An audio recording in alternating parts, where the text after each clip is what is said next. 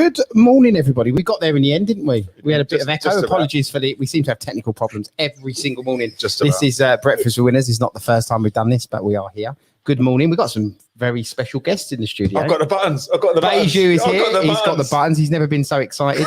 We've got Lucy M. We've got Matt Wilson. We've got me. I'm Paul Abercrombie at the top in the middle. We've got Ashley. And we are all coming to you via the Winners Club feed. That's because we are in our studio. And if you want to look at that, you can go to the links in our bios.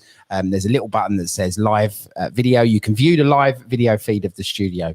And we're all here because it's our app launch party today. We had an app launch party on Zoom last night, and everybody came along and was there. And for those of you that didn't, we're doing the same here on Clubhouse now this morning. So if you haven't been listening for the last, I don't know how long we've been talking about it, 3 weeks, 4 weeks, where have you been? Seems like 3 months. Yeah.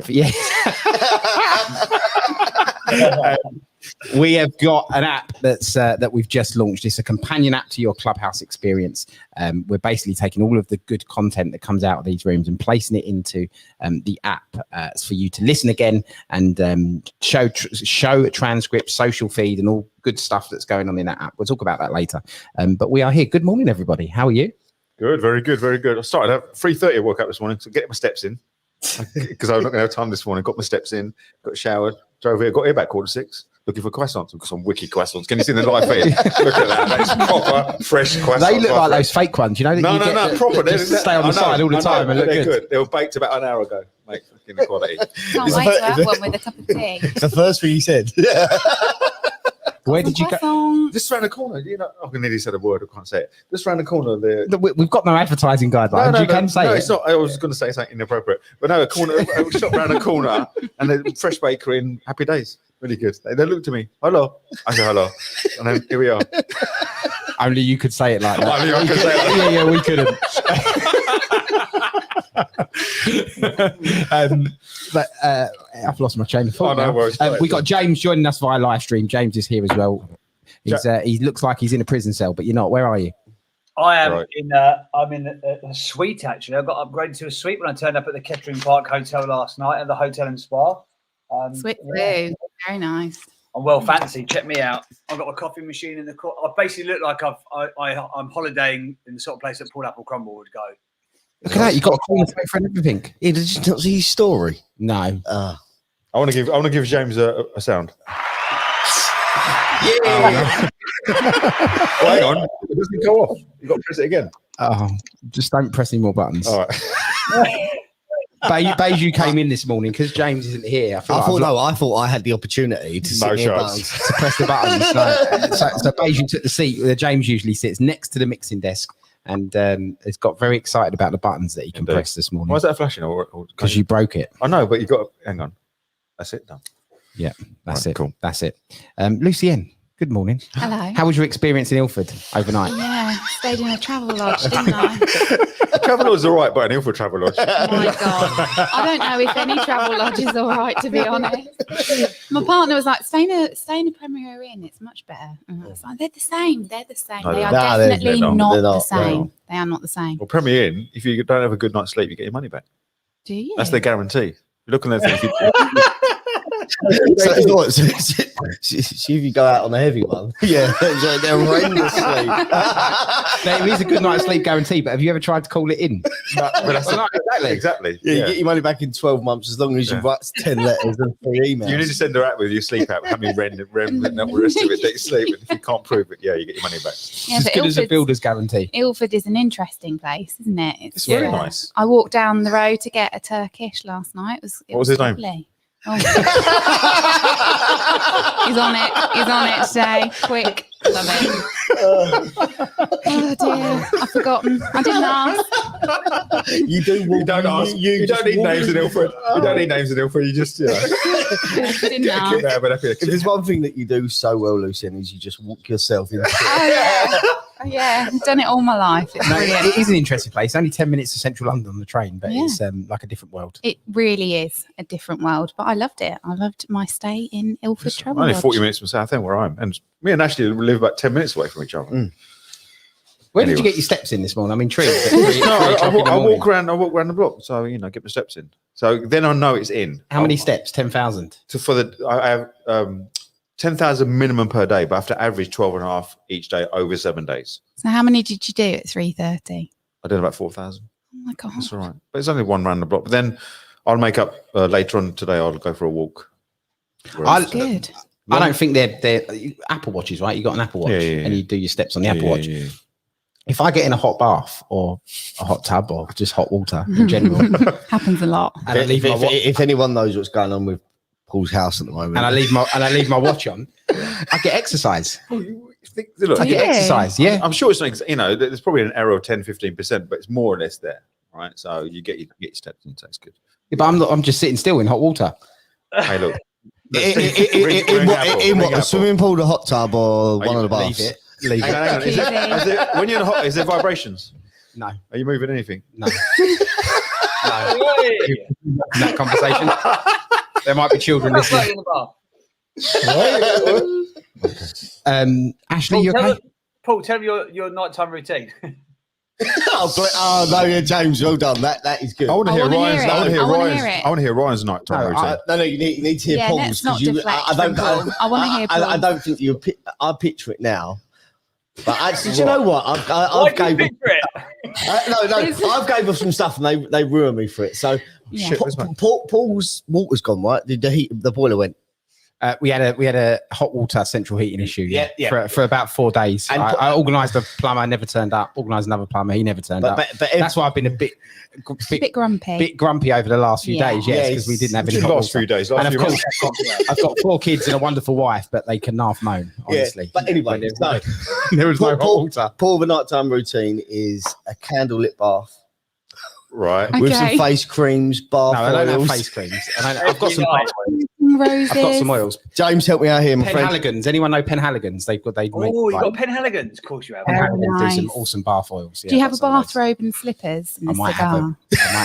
It's gold. Yeah. Love And I it. might have some slippers. Do you have your initials embossed on your bathrobe? No, he I'm not does that have it far. on all his shirts, though. Just in case. I love it. I do like a bath, to be fair. So I have a bath. I do. I have a bath every single night. Is it PA, the initials? I've got initials on my shirt. Yeah. PA. Do you want to see them? Oh, yeah. In case they get lost in the school They lost thought your uniform. secretary. They were actually secretary shirt, isn't it?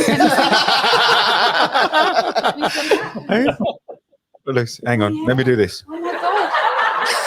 Beiju, leave the buttons alone, please. Don't keep pressing it because it will just keep playing Oh, it's on one loop.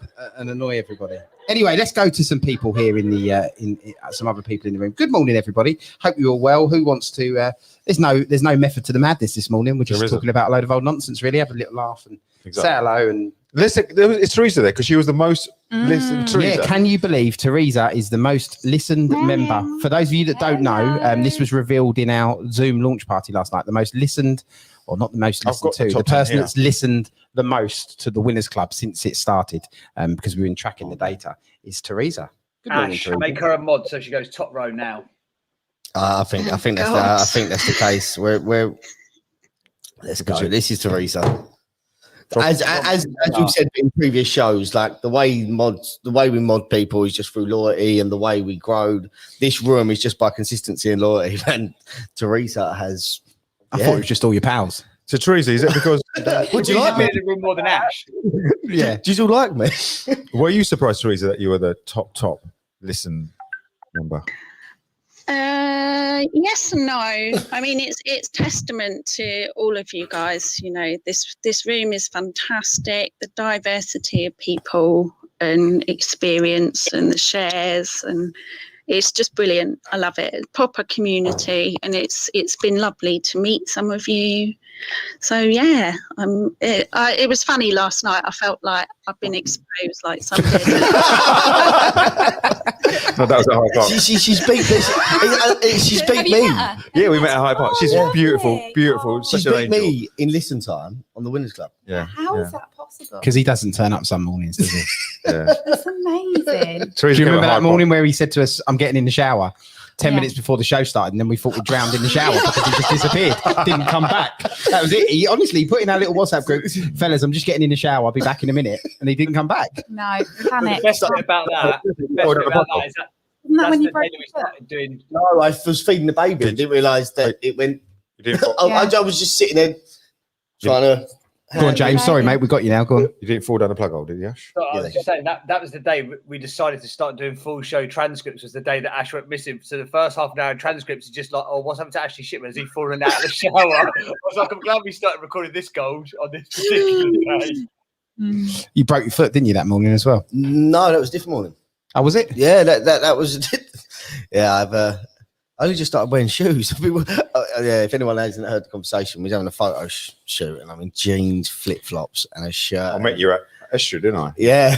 When Ash goes missing of a morning, there's never like, I just overslept. Like, it's a catastrophic reason that he's gone missing. Big event. It's like I broke my foot, or I drowned in the shower, or, you know, or like it's a major trauma. There's never just like I just slept in, fellas.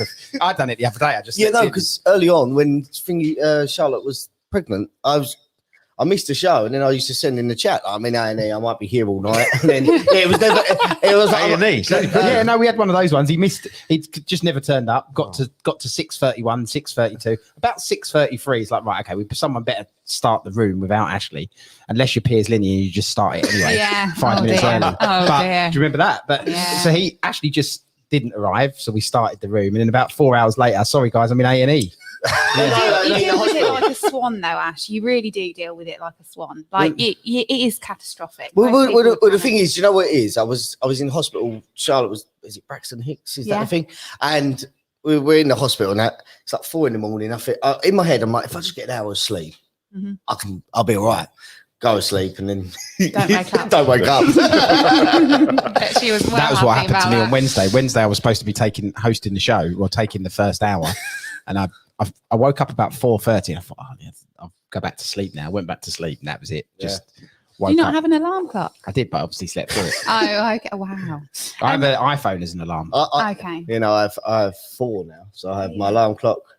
Charlotte and 2 kids. And 2 kids. Yeah, very good. I've been waiting to say that one for a while. I mean, I want to hear from Teresa though, because that really is a massive feat being on there for so many hours.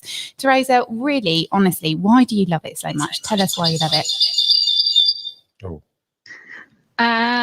Why do I love it so much? Just everybody comes from authenticity here.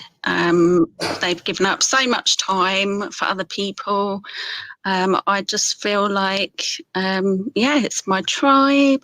You've been like proper family during lockdown. I worked full time. I've worked a lot from home this year, so I don't have a family or kids either. So my time is my own.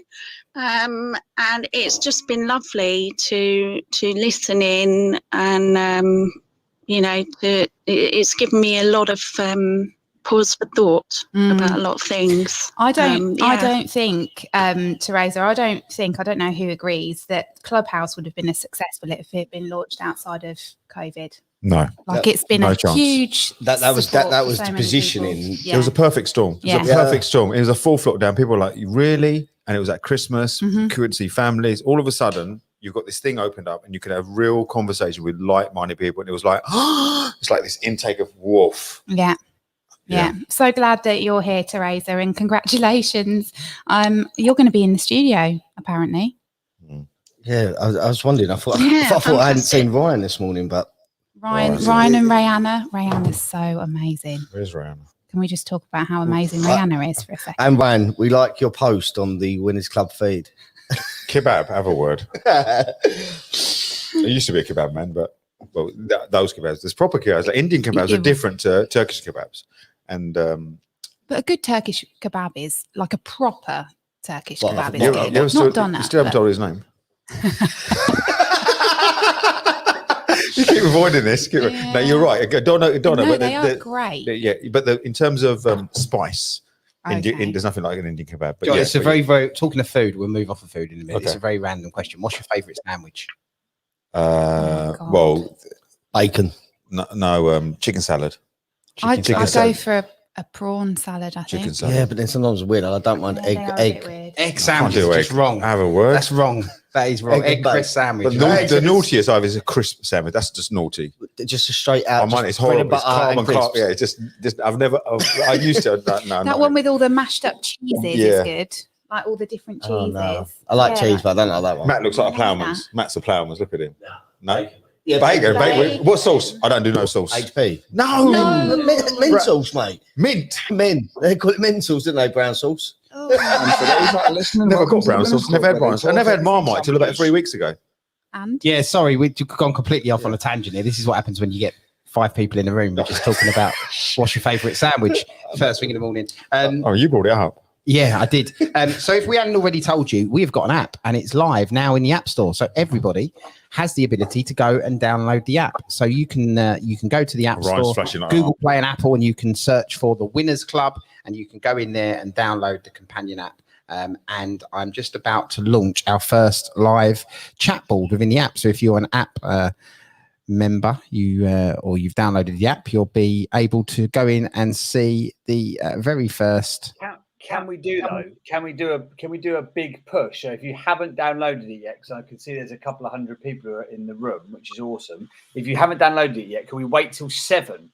Because if we all download it, or the ones who haven't downloaded it yet, if we download at 7 a.m. all together, then the algorithm over at Apple will spike, and we might even get on the new and noteworthy category. Who's up for it? Flash your mics. And Darren would have a coronary. Darren, the servers all right? Darren, we have a coronary. Is the servers all right, Darren? Darren's running around the office now. Darren, are we all good? We're all good. We're good. We're going to handle it. It'll be good. All right. Okay. There we go. Yeah. So don't do it yet, but at 7 o'clock, we'll remind you again. I'll play our new room reset, which tells you about our app. But basically, you can go and download the companion app, and there's a live chat feature. So anybody in the room can communicate with each other via the live chat feature, and it's free to download. There are some premium options where you can listen again to content and catch up on all the replays and all that good stuff. But the basic version has got a social feed. Whoa, Ashley. Tell you what you can do when you download the app at 7. If you all take a screenshot of it, tag it to a story, tag Winners Club, and we'll pick a winner. What's wrong with you this morning? Ashley's You've on it. forgotten the way of the world, like the way it works. The headphones not having on my phone is really off-putting. Why don't you sort of Matt? Matt, come and sit down over here. Yeah. Come sit on the sofa. There we go. We'll swap you out for Matt. Come over here. It's actually happened. Yeah. The swap has happened. We've swapped Ashley out for Have Matt. a croissant and be quiet. Have a croissant. Right, there you go. Right, Ryan was flashing like a beacon. Ryan Nurse, good morning, mate. Good morning, everybody. So guys, I'm just going to say big congratulations to all you three, Paul, Ashley, and James, and Darren as well for the app. Amazing app. So guys, like you just said, at 7 o'clock, jump onto the app and download it. Just going from my personal point of view, this group here, the Winners Club, it's been absolutely incredible because, I mean, I personally learned so much from you guys, and also I've managed to make some incredible friends for life. We've done our Hyde Park meets, which Beiju's organised. So just anyone listening that hasn't downloaded the app, at 7, download it, and if possible, I would say literally pay for the premium. And this isn't a plug to be like, oh, push it, go and download it and spend all your money. Commission. It's just over 100. Yeah, it's just over £100 for a year. And I know for me personally, I've taken away so much more than just £100 worth of knowledge and wisdom from this. And like I say, I've met friends that you can even pay for. These friends are priceless. Like all of you guys in here are now friends for life. So I just want to say thank you so much to all of you, and I appreciate you all. Oh, Ryan. Oh, Ryan. You say you pay for friends, Ryan? No, I'm just saying, like, if you was to try and pay for friends. Yeah, that was Beiju's attempt at It wasn't. humour. No, that wasn't no attempt. It was. I was asking him, did you pay for friends?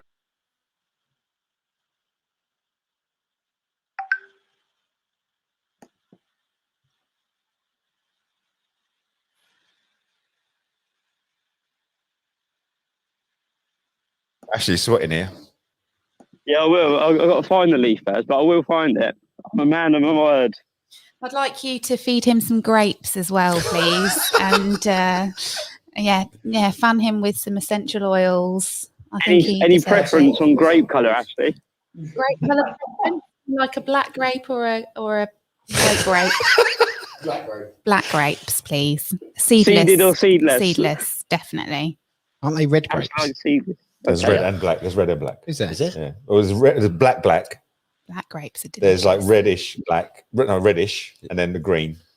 And it says that on the packet, is it? Black, Well, you black, know, just look red, at red. Just look Says at it on the Just tree. look at it. Just look at a Matt. You're colourblind. It's very food themed this morning. This is. I'll tell you what, this was a great day to launch chat, wasn't it? Tell people about the valuable content, talk about sandwiches and bloody grape colours. Yeah, I know. This is Good the advert. reason why we usually have a topic to talk about. The conversation goes off on a tangent.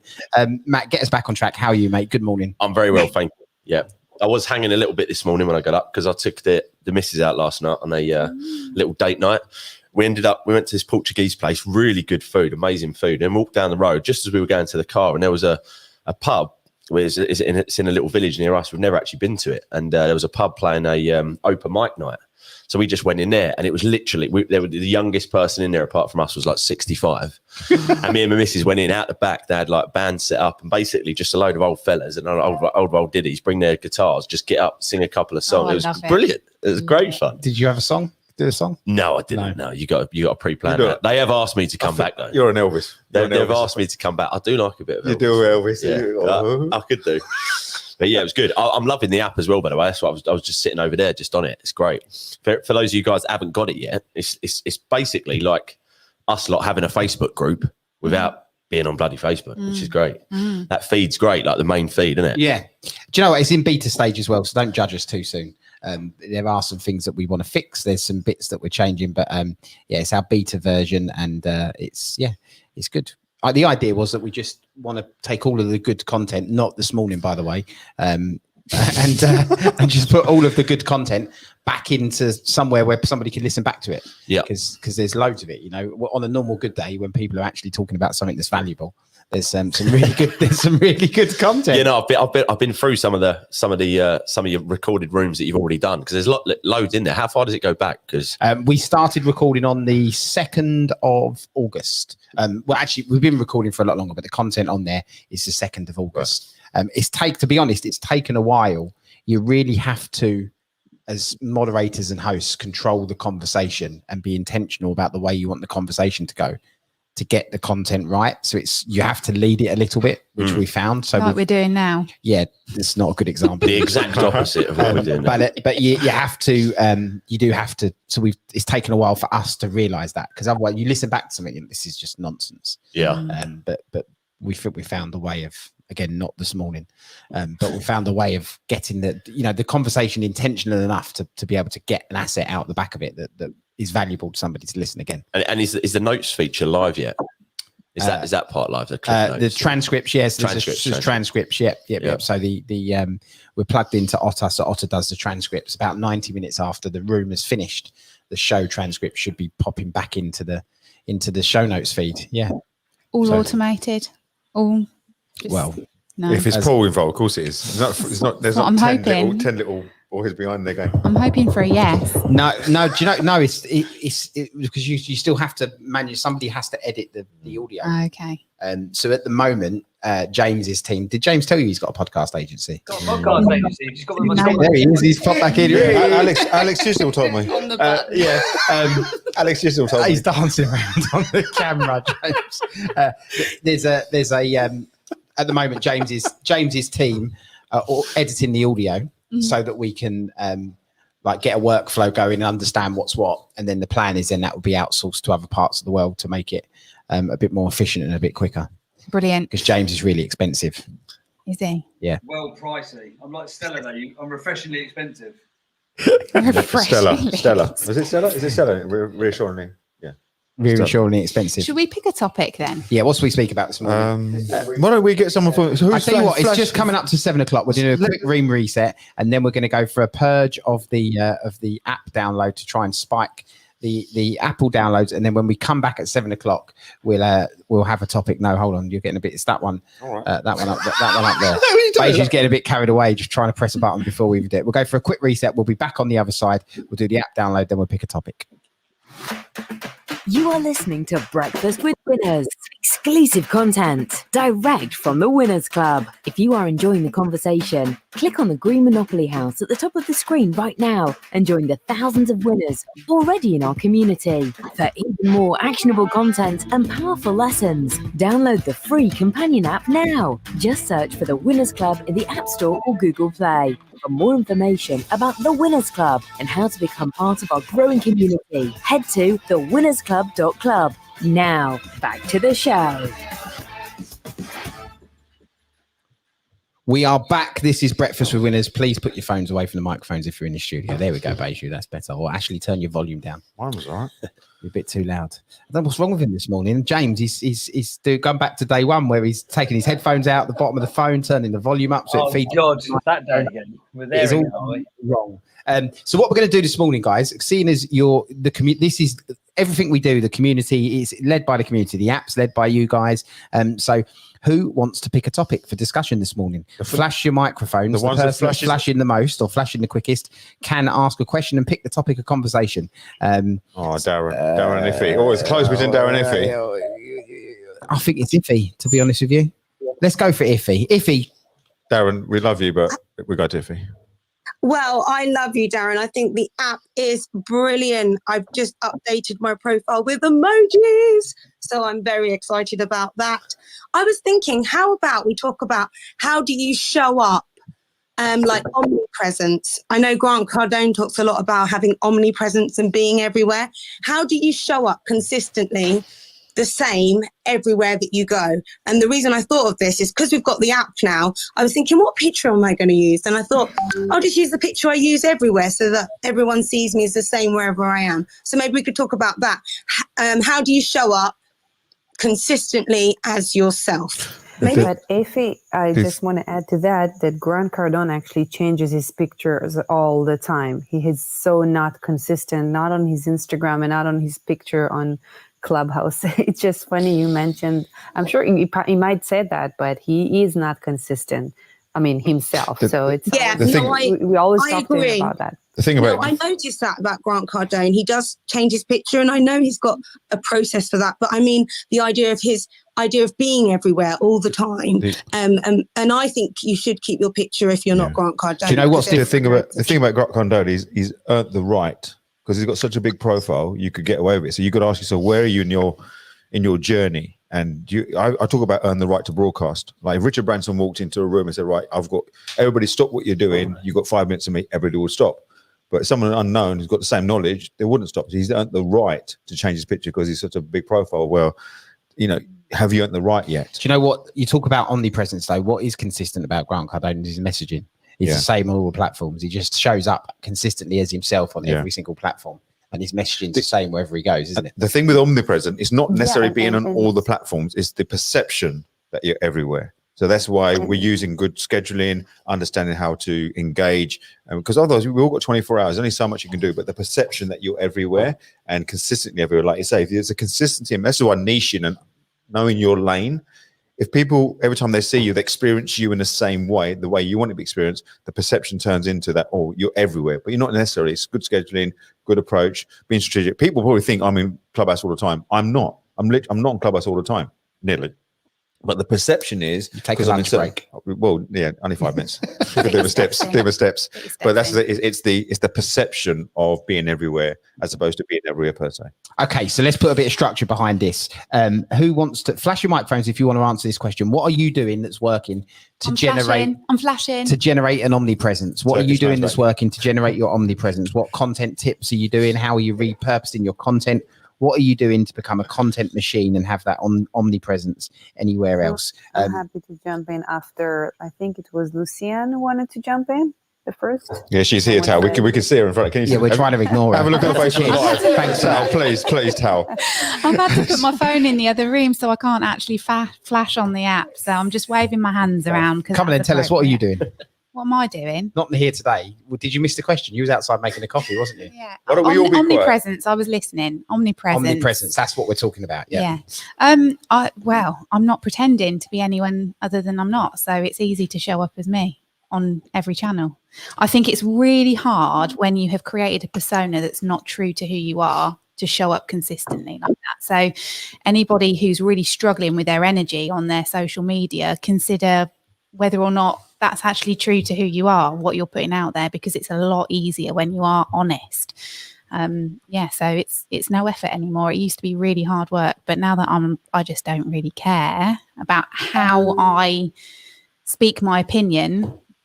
It doesn't really matter. And that comes to accepting who you are and celebrating it. And celebrating it. Yeah. How come I hear winners speaking and I don't see Lucienne's? We're in our. You must have seen this before, Tal. You must have. No. We're in our. We've got a studio, so we're in our live studio. So if you go to the Facebook group, you can see us all. You can click on the click on my profile. Or Ashley's profile, go through to the Instagram link, and you'll be able. There's a little button that says app. If you click on that, a little button that says live studio. If you click on that, you'll be able to see the live YouTube, which is live at the moment of amazing the studio feed. I love this idea. You guys are brilliant. There's me, Lucienne, Beju, Matt Wilson, me, and Ashley, and James is on a live stream because he's decided to go somewhere else and not honour his commitments of showing up in the studio every Friday. That's why we're all here.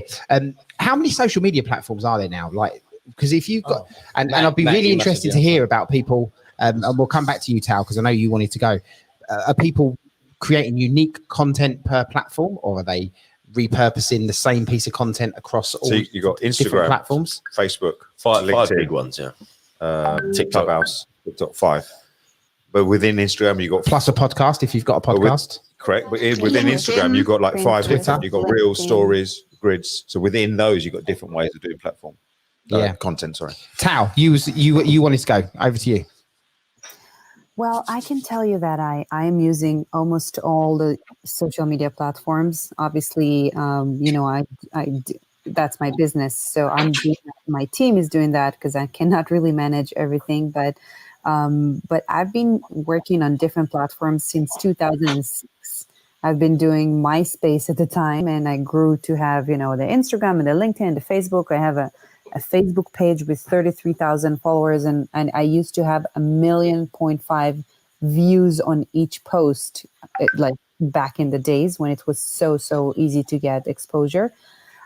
So I can tell you that each and every platform that I have, sometimes I purpose content, but it depends what platform it is. And I use different content for different platforms. So for example, my Instagram and TikTok have similar things sometimes, but my Facebook has more Israelis, followers on there. I have, on one of my last posts on my Facebook, I have 1,400 likes on my personal account that don't do any ads.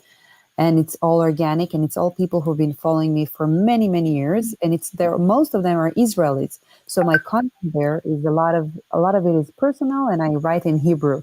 But if it comes to my Instagram, then I go with there's a different audience there, and I write in English most of the time.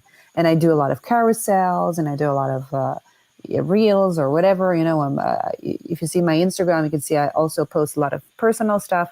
And when it comes to my LinkedIn, I take a lot of things from my blog, and we do like 4 articles per month on LinkedIn because it's great with SEO, and also I share from my blog to Pinterest. So every platform for me have different audience, have different displaying options, and has different content and has different strategy. So we strategize each and every platform because at the end of the day, we build sales funnel from them. So I get people to go through a journey. When they go to my social media platforms, they are walking through a journey before they become, part of my community or part of someone I'm selling or converting them, etc. So each and every platform, we are checking out who's the audience. I know that for me, I have a lot of different audiences on different platforms, and therefore I utilize this platform to a specific content, strategy and content different types of content. So yeah, anyway, that's my share for today. Back to you. Thanks, Tal. Brilliant share as always. Right, we're talking omnipresence this morning, guys. We're talking how do you repurpose your content across platforms? What tips would you give to anybody for repurposing content? Because if you're new to the content world and you're just starting from scratch, it can be really, really overwhelming, I think, can't it? Ashley doesn't find it overwhelming. He just gets his PA to do it all for him. Which one? But us normal minions that don't have that ability find it really overwhelming. But the other thing about that is not to think that you have to be to get results, right? It's like, if you're new to it or you're early on, start one platform and try and get good at it, and don't think that you have to be good at all of it. Like Lucienne said, it's about being yourself, and like, so some platforms suit certain people in a certain way. Like, I love Instagram, and don't feel you have to need to be on Facebook and LinkedIn, etc.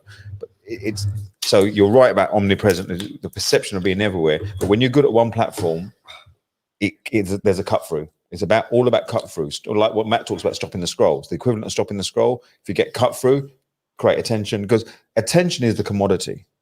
Once you've got someone's attention, then you can start communicating. With communication, then things happen. You build a relationship, you get clients, you get suppliers. But attention is the commodity, and that's the point of omnipresent.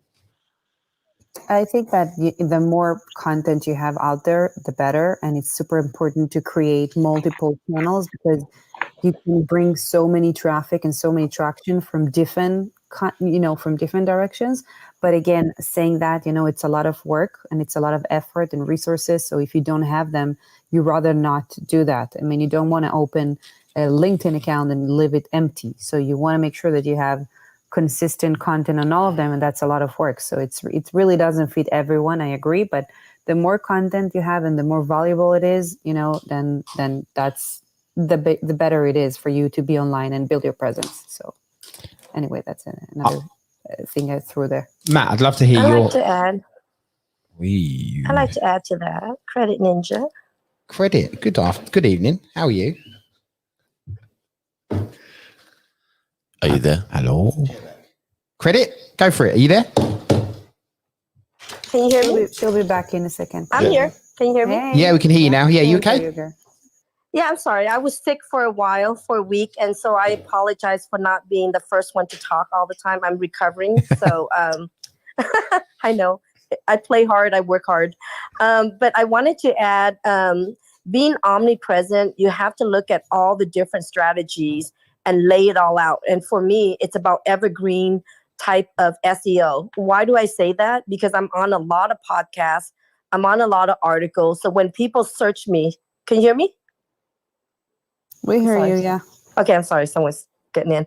But when I'm on a lot of podcasts and articles and so forth, if you're able to be searchable on Google or even on this app, that's my focus, and it's always been my focus. I don't really care about TikTok. I don't care about being viral. For me, it's about conversions. It's about stickiness. It's about being able to be searchable. It's about being impactful. So I focus on those variables. Other people are always into, well, how do I go viral? Well, what does it matter if your bank account doesn't show it?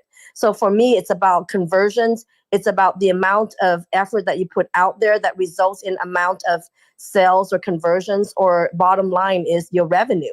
So I focus really in impact and the amount of content that is out there, whether it's a video or written content that's out there that people can search up. So if they look up the word, Credit Ninja, or the word credit or finance or, personal brand, then my stuff would come up first. And that's going to be funneled into the process and making sure that those all convert. So I really work on evergreen type of content. So that's my thoughts. Credit Ninja here. I'm done speaking. Thanks, Credit. Matt, there's a really good in the app. We've got classes and video content, and you kindly gave us all of the 2020 EMC content, and one of the videos that we've put up there, we've only put a couple up so far. We're going to drip feed them in over a bit of time, because it was quite a lot, and we didn't know if it would break the app as well by putting so much in there straight away. So we're putting it in there bit by bit. It's like 20 hours of content straight up in there. But one of them that's really good, which I watched, was pre-qualifying content. So there's a video, there's a section of you on there talking at EMC about pre-qualifying content.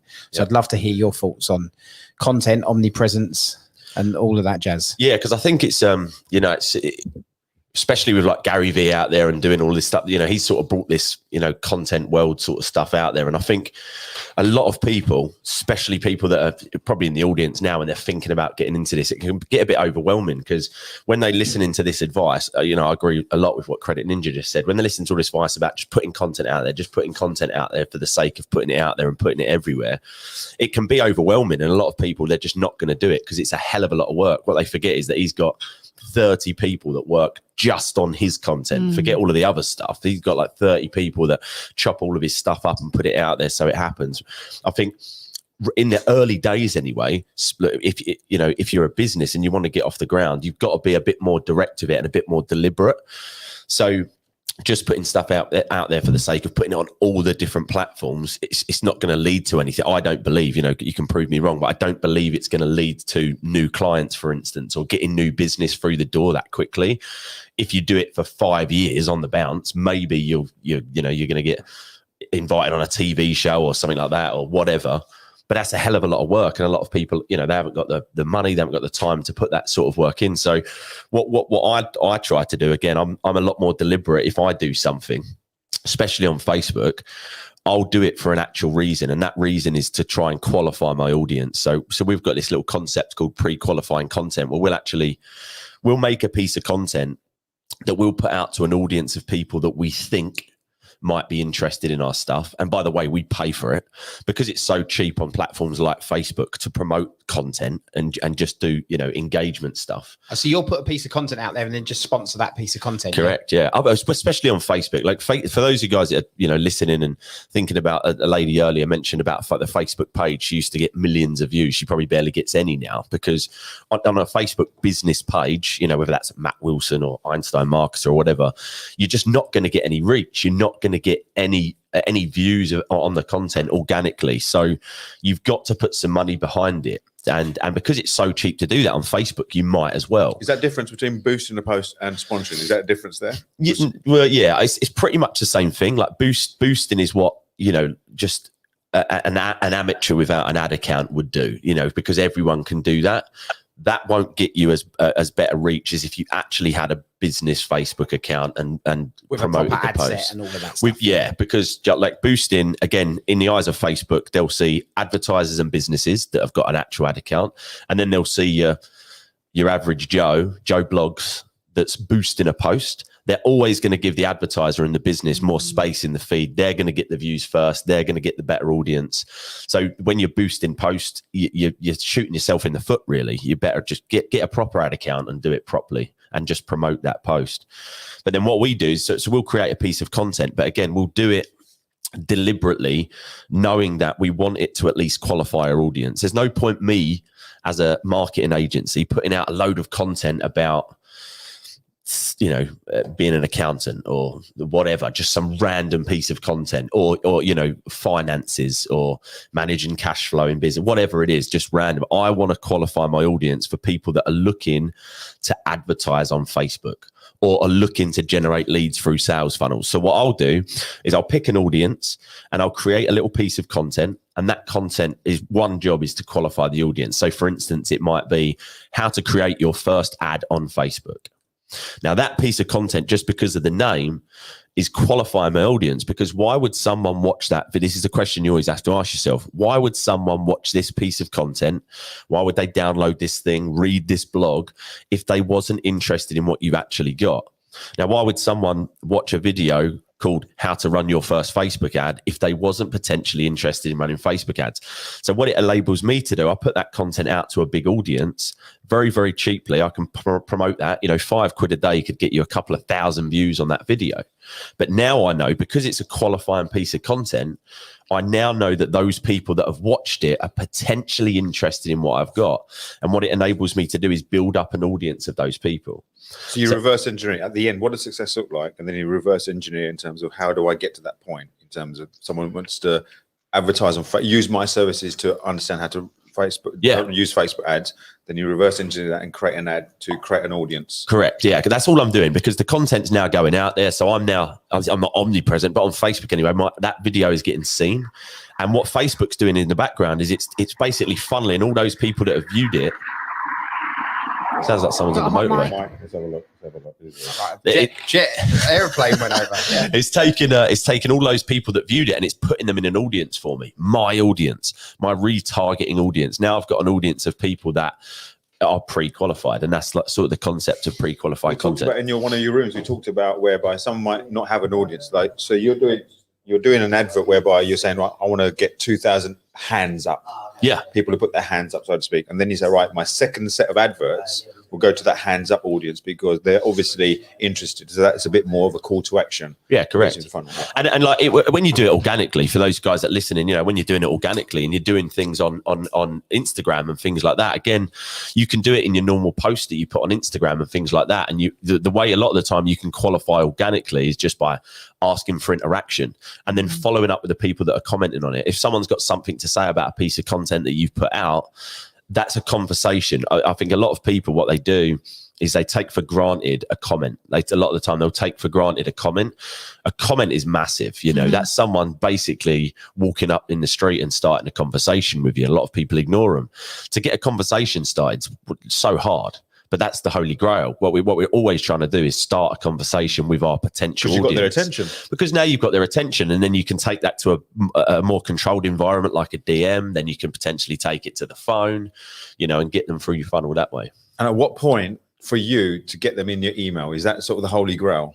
Yeah, exactly. At some point, I'm going to try to offer them something that they can get if they just give me their name and email address. Yeah, definitely. So that's how I feel about the content. Like I'm not on many platforms. I'm very, very random with my stuff that I do because I just like paying for it. I like getting a more deliberate result. Again, as a sort of ad man, I just prefer to pay for it. Cool.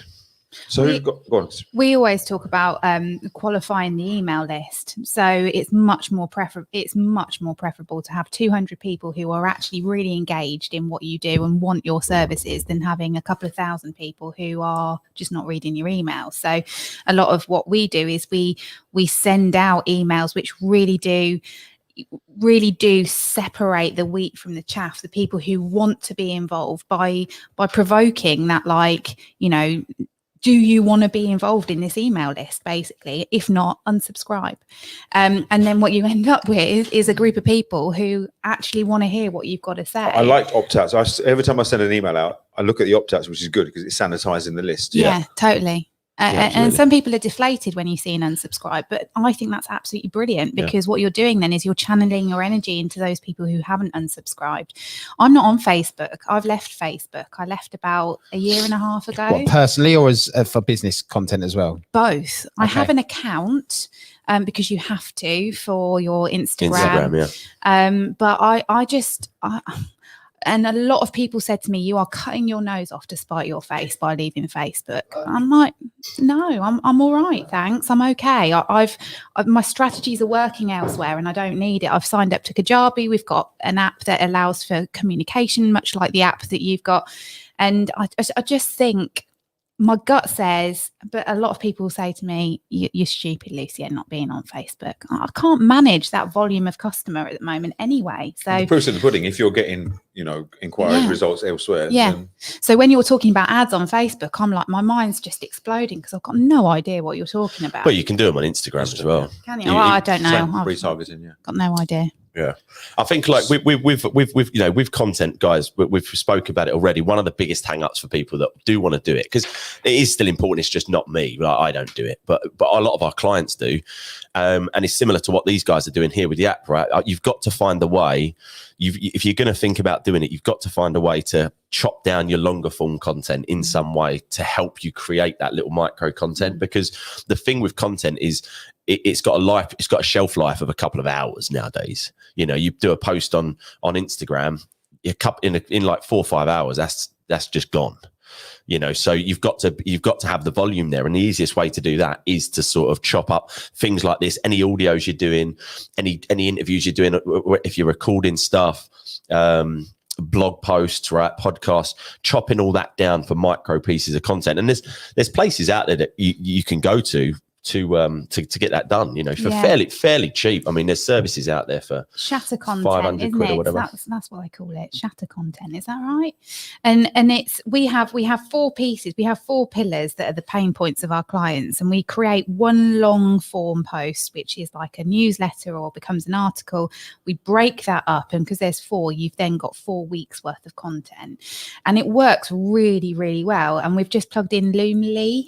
Loomly is like a scheduler, and it does it all for you. So you put the social media site that you want to use, and it gives you the amount of characters, and it does like an intelligent pull out of what would be good from that piece of content. So it saved us loads of time. Artificial intelligence. Right. We're going to ask you guys all for a favour quickly. Not you guys in the room, but for everybody else. We don't often ask for much in this Winners Club. I think we've done a lot of time over the last however many months, 6 months, 7 months. I even lost track. I think we're nearly approaching 200 breakfast for winners. Nearly. We just keep losing track. The last time I was in, which was probably 3 weeks ago, it was 170. I think so 172 or something. You are closing on it. We're closing on it. We have to work out when that is. So we're going to ask you a favour, and that favour is please, we would love for you to go and download our companion app. So it's in the Apple Store or Google Play for Android users store. You just have to search for the Winners Club, and we want to try and get as many downloads as we can this morning, so we can spike the algorithms of the app stores and try and get in the new and noteworthy section. So there's a little hack for you guys if you're launching an app. So we would love for you to download it.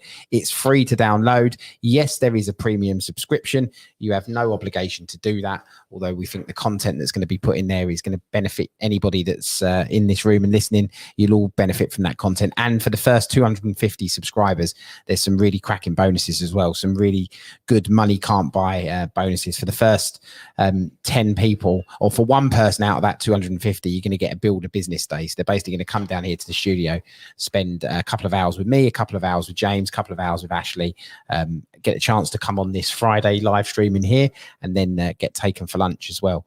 Have a German kebab. German doner kebab. There are some nicer restaurants. They are, and there will be. Yeah, there will be. We'll find you a good one, we promise. So one person randomly is going to get picked for doing that out of the first 250 subscribers. 10 people are going to get a chance to come and sit on the sofa and be part of the live streams as well. Big sofa, isn't it? It is, yeah. It is. 10 people on that sofa. Not all together, probably over a couple of shoulders. weeks. Yeah. And then another 10 people out of that are going to get the chance to come to a one-off unique mastermind with the Winners Club. So there's some great money can't buy bonuses, as well as, by the way, any founder member, any of those 250 founder member, the prices are locked for life. So your prices will never increase on any forms of subscription. So what you sign up to today will be locked for the rest of your life for those first 250 founder members. Rest of Paul's life. Rest of Paul's life, yeah. Yeah, rest of my life. As long as Paul's alive. Well, hopefully this will become a lot bigger. Because when Ashley gets involved, oh my God. I've got a feeling that the content that we're creating and the group of people and the movement, I'm sure it will be a lot around, outlast us. There we go. I would hope so. So Paul, for those people that are listening and don't know yet, so tell us about when they download the app, what have they got access to? Free version. What's the benefits for them having that app? Oh, there we go. You can tell Matt's the He's marketeer, can't you? amazing, Like, that's isn't he? yeah. That is just This amazing. Is like marketing Someone knows what they're doing here. Get it on their line. coaching We're in getting it real on the time. line. Back on the line. Fantastic. Yeah, so our half-hearted pitch that we're doing here, I'll improve it a little bit. The free app gets you a social audio, a social feed. So basically a community feed, so you can communicate with everybody in the community, which is buzzing, by the way. That's what I was sitting on this morning before I jumped up here. I was on that. Yeah, it's great. Yeah, like Facebook, but without Facebook, basically. Just a little bit better. So you can use the social feed. You can also see the room listings and go in there, and there's a live chat board. So basically a live message board for each room. So you'll be able to and people are doing that actually within this morning's rooms. There's people in there. Yeah, can I see that? Because that's the bit I didn't see. You mentioned it before. There we go. Oh, brilliant! So this is Breakfast with Winners. This is the Breakfast with Winners this morning. The app launched Breakfast with Winners, and this is the live chat board. People brilliant! Putting in messages. on the live board. So you get access to a live chat board, and then as the premium membership, all of the content that comes out of the Winners Club gets repurposed exactly like we're speaking. We get the 2.5 hour long form content, which is effectively this morning's content for 2.5 hours. That gets repurposed. We try to take out the good bits. So for instance, you just giving some advice on Facebook ads, that will probably go in as a mic drop moment that we're calling them. So we'll extract that out. That goes in as a mic drop moment, and then we're doing a 2.5 minute Blinkist type summary where you can just listen to all the best bits for 2.5 minutes. So you can for those who don't know Blinkist is an app whereby they sort of summarize books in about 4 or 5 page PDFs. So we're our version of a summary is the 4 or 5 best bits for the morning. So we're trying to extract the best bits, put them together, and go in as a summary so you can catch up on the morning's content, and then a full show transcript. So every spoken word goes onto paper as a transcript, and then a little summary of the room as well. So that's the premium stuff. Plus, we're doing loads of masterclasses in there. So we want to make all of the information that comes out of these rooms available to as many people as we can for as much of a low barrier to entry as we can.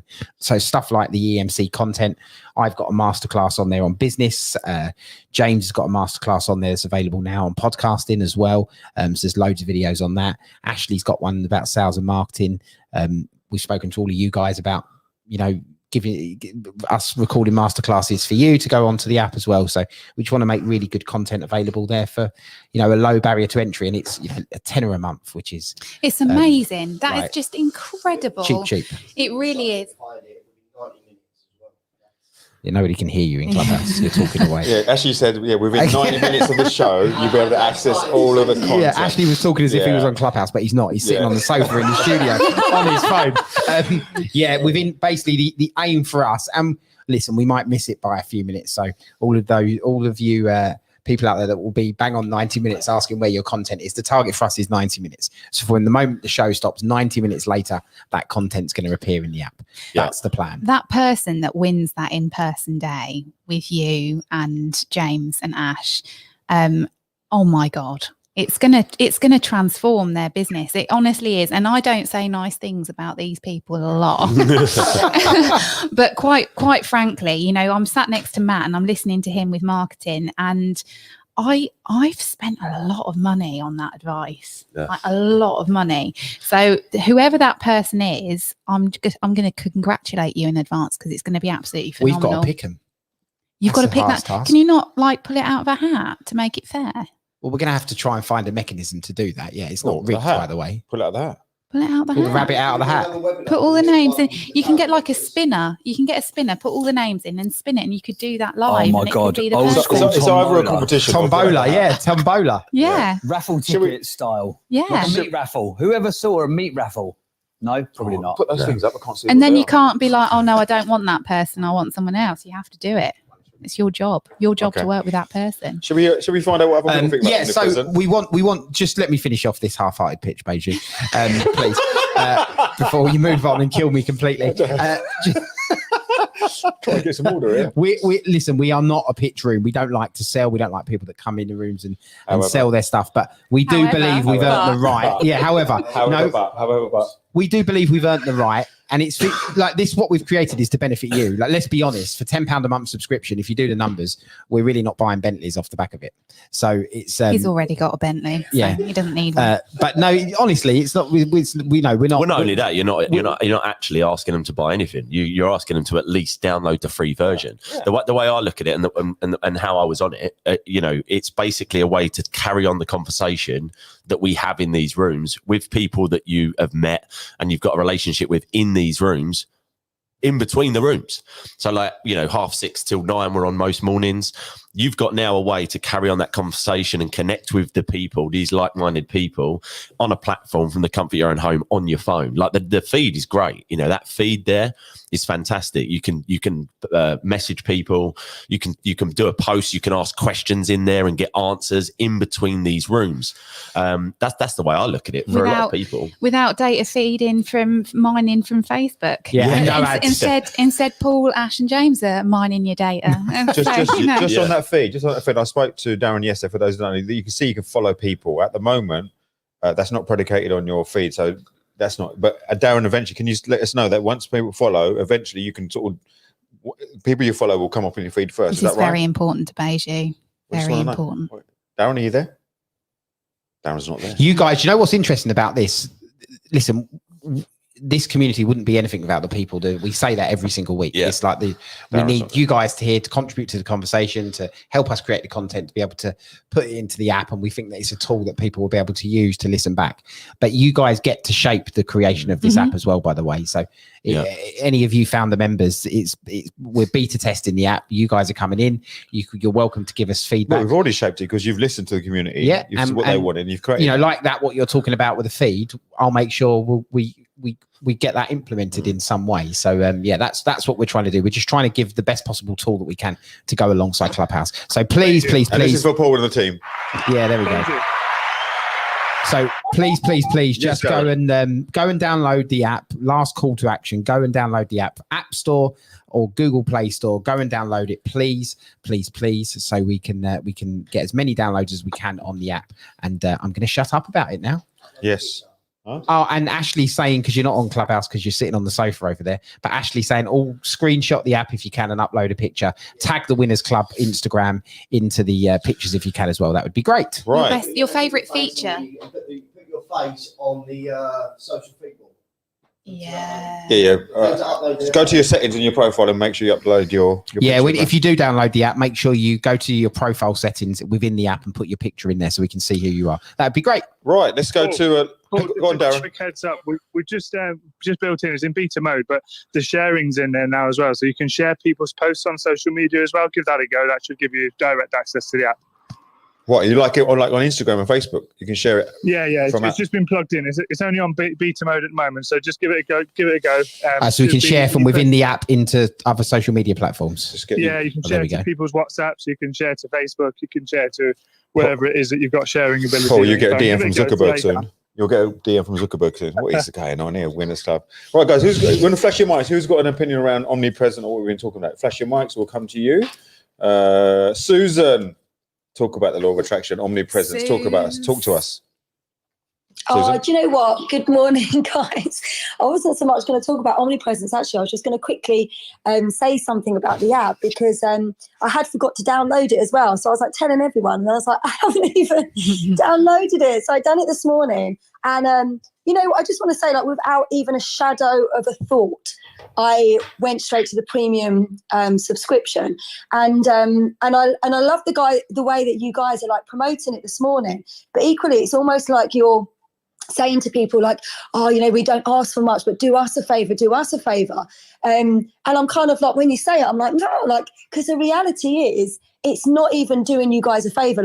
It's almost like you can't afford not to. Why would you not want to, for £10 a month, sign up to this? Because it's the benefits of what I know I'm going to get straight away. To try and take notes during a room is crazy. And talking about omnipresence, so me and Christian do regular rooms, and guys, I'm not going to mention when or promote them, but we've started transcribing them, and Christian is now lovingly known as Krishna. I'm like, you got that, Christian. I'm having that. I'm so sorry, Christian's here as well, but Christian literally transcribes as Krishna. So even the importance of trying to do that and speak clearly, and I don't speak very clearly, I speak very fast. I'm sure everyone knows that. I'm trying to learn, I'm trying to slow down and pause, but it is hilarious to read back. So then the fact that these guys have people editing that, because some of the words that come out, I say a lot, all of these things. So to do this, and in a room, I hear often on Clubhouse in the mornings, right, especially when the school runs back, I'm in the car, I'm running around, and I kick myself every morning, and I'm on the mod panel, and I think, I've missed that. I've just missed Matty Wilson saying all that. I've just missed, Jennifer sharing this, and Iffy just done this, and oh God, I've just missed Paul saying about this. So the fact of the matter is, when you subscribe for £10 a month, if you work that out daily, it's crazy. And I'm not selling it. I'm not getting any money from this. I'm just saying from a level of, it's a no-brainer. You've got the notes, you've got the mic drop moments. You could take time when you've got time to go through them. I was just looking through. Oh, there's notes from the EMC. So just basically, it's such an amazing app to be able to cut it down and be able to learn, right? So you invest in yourself. £10 a month is nothing for real. And also, like you say, you're going to be able to promote yourself on there, as in if you're active on there, you're following the right people, you're messaging and, you know, getting involved, people are going to see you. So that omnipresence, it's just like another one for you to be able to show who you are on there. People are going to click on your bio. But for me, yeah, that omnipresence as well, just going back to that, it is exactly that, like Lucienne said. Sometimes if you're thinking too much and about what content you're doing and you're kind of planning it and you're putting it out all these times, you know that I'm a firm believer in who aligns to you. So when it feels right, get it out there, because it's like, it is an energy thing, I promise you. So if you think, oh, I really want to post that, but I've already posted twice today, I shouldn't, let it go, like get it out there, because the right people will align with you. And that's it, isn't it? And then the learning things, which I have learned from Matty Wilson, from Paul, from these guys. I'm like 10 steps behind these guys, what I want to do on Clubhouse, but they're teaching me. So like I'm learning from them, like as in the content, like let's start recording and transcribing and cutting the content. So it's so important to align with who you truly are and just get out there. So people now refer to me, James is like branded me, the universe, I can't remember what it is, but people now come to me, Intergalactic, and all of this. And I love it, but the reality is I've showed up here every day and I've been talking to the guys, being myself. So that's key, isn't it? Showing up and just being yourself, and then all of the rest you will learn from these guys and places like these apps. So yeah, that's it. I'm just proud of you guys. I love it. I'm here for it, and just want to say thank you. Nice. So like, I haven't done you guys a favour. You've done me a favour by putting this app out there. So thank you very much. We're doing everybody else a favour. Christian, you're now the Hindu god, Hare Krishna. So that's what you're known for, Christian. And there's a lot of any good energy in that. Absolutely. Really good. Who's flashing now? Ryan must turn his volume down again. Ryan's got blistering his fun. Ryan, he's just forgot everything today, hasn't he? Yes. Ryan, is your phone all right? You've been flashing like a fancy. Ryan? Yeah. I like to flash now. Oh, okay. Oh, was that it? All right, cool. Great. So who would like to share? Who would like to share? Who would flash their mic? Come to go up and down the thing, up and down. No one's flashing. No one's. Suze, that was lovely, by the way. Just want to say it was really nice. Who As like you were saying the nice things about Matt, he was smiling. I was smiling. Those pearly white teeth that he was telling us about. I love Susan. Love her. She's great, isn't she? Who would like to share about omnipresence or what we're talking about? I just want to share that Alison's uploaded her balls. Alison Edgar. Alison Edgar has uploaded her balls onto the Winners Club newsfeed. We'll have a look at those and come to you, Alison. Who's flashing now? Let's have a look. Flashing. Alison is flashing. Go on, Alison. Tell us about your balls. Do you know what? I just wanted to say an incredible well done. I've just gone through the app and it is amazing. And you've launched it so well. So yeah, yesterday I was doing a photo shoot with my balls, my basketballs, my tennis balls, my ping pong balls. And you guys sure got your balls in order to get the app launched. A massive well done. That's all I wanted to say. Sorry, we were on mute. We were on mute there, Alison. Which one's the one? Everyone's saying thank you to Alison and we're on mute. Which one is 1, 2, 3, 4? I don't know, but we're going to have to ban Beijing very soon. No, we're not. You can't tell me they're on mute until which mic is mic. It's not even colour coded. Thank you, Alison. Thank you. Yes, Gordon's flashing out. Gordon's flashing like a better. Go on, Gordon. Hey, good morning, winners. Hey, First Gordon. Good morning. What a phenomenal app, and Darren, as always, done a phenomenal job of that, and really, really good. I wanted to say from Acorns to Oak Trees, Ashley, I remember you starting this group, which was amazing where you've got to with this, and all the other guys that have joined forces here. It's amazing. So I was just going to say about content, really, like, don't try, just be. Like, I think there's so much pressure on people to create content that they're trying far too hard and they're trying to perfect. And you know, when you're trying to perfect, it's very imperfect. Like, it's so much better when you're just being who you are and you're just getting stuff out there, and you're sort of telling the story. People connect to people that are, you know, really, really honest and authentic, and just, you know, it's not got to be all about business. Sometimes we feel we've got to put stuff out there all about business, but people want to know about you, what's going on in your world as well. So I think having that mixture of, yes, business and stuff, but really about you, your journey, because ultimately people buy from people, and people buy from people that they connect with. And the more honest you are, the more real you are, and the more you come from your heart. And like a lot of you have said in here, like don't think about it, just put it out there. I think Susan just said that beautifully. You know, just be who you are and put it out there, and people will connect with that. You know, we're an energetic species. We connect with energy. And if we're trying, it feels fake. But if we're just being, we connect on a much deeper level. So that's me. I'm out. Can I come in on that, Gordon? Because I don't think I've shared just how wonderful a part of my life you've been. That this man, Gordon Bircham, he's an absolute legend. He really is. He's one of the best mentors I've ever had. I didn't ask him to mentor me, didn't ask him to coach me. And he reached out to me and he has kicked my ass so many times. And I just want to say... What a good analogy for what industry he's in. Yeah, absolutely. I didn't even think about that. He's a 3 times world champion. I think it's 3 times world champion. Yeah, kickboxer. And he is so energetically attuned to his clients. Gordon, I just want to say a massive thank you. And it's great to hear your voice because you are an absolute legend. Love you. Very proud of you, Lucien. Feeling the love this morning, feeling the love. Thank you, Gordon. Thank you, cheers, Lucien. Gordon. Nice one, brother. Yeah. That's a nice one. Yeah, thank you, Gordon, as well. Yeah. Gordon's the man. Gordon, you've not been around the for a man. bit. You know, you've been in and out. What have you been up to, Gordon? Do you know what? Gordon was one of the people who used to walk in every morning before, like, with Breakfast Winners just started. I always remember it would just be morning winners, and it just become a thing off the back of him just always going, morning winners. And then that's, You've not been around, Gordon. Where you been? What have you been up to? Yeah, I've just been doing my thing, you know, just been ploughing back into business, like with obviously after COVID and really relaunching the martial arts schools.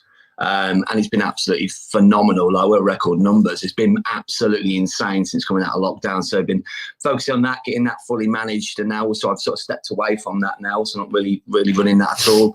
And really focusing on, I really help like martial arts school owners and just really, you know, helping them like relaunch their schools around the UK. And they're all absolutely smashing it, which is just great to see. So we focus on that and just realigning really with myself. I'm actually taking, believe it or not, I'm learning to create more balance in my life, which is kind of cool. I've got a lot more time, and I found that quite difficult at times because I've always been, as a lot of us, we're entrepreneurs and, you know, we're driving forwards, but having to learn to live with a bit more time and a bit more balance. And that's been an interesting time, but I'm really enjoying the process. So you've just started working with us as well, haven't you, mate? Yes, Matty, can't wait Come on. to get that. I'm looking Come forward on, to working with you guys. Still going to see Gordon all over. Retarget. So Gordon's good. If you go to Gordon's Instagram now, oh my God, the freedom we feel with this stuff. Well done. Yeah. If you haven't seen Matt targeting your Facebook, then it's a good thing because he knows how to get in front of you. And some of these videos, I think, like... Oh, the wicked. The one this morning I saw come up on my feed. Giving it your close up with your mic there, you're giving it all and with your those ones, right. Superb, great. Thank you, Gordon, for that share. So who's like to share around omnipresent or what we're talking about this morning? Flash your mics. We'll come to you. Flash your mics. Who's flashing? Well, you're quiet this morning. Let's go to Iffy, and then Sharon.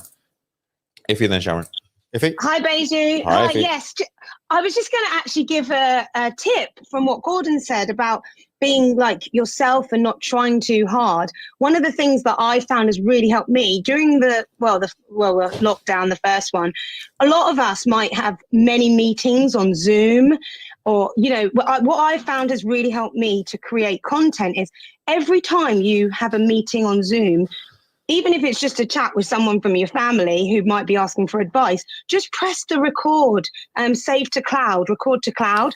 And the reason why I say that is because when you're having these really in-depth conversations, you're going back and forth, you are in your flow, you are just having a conversation, but you can capture that.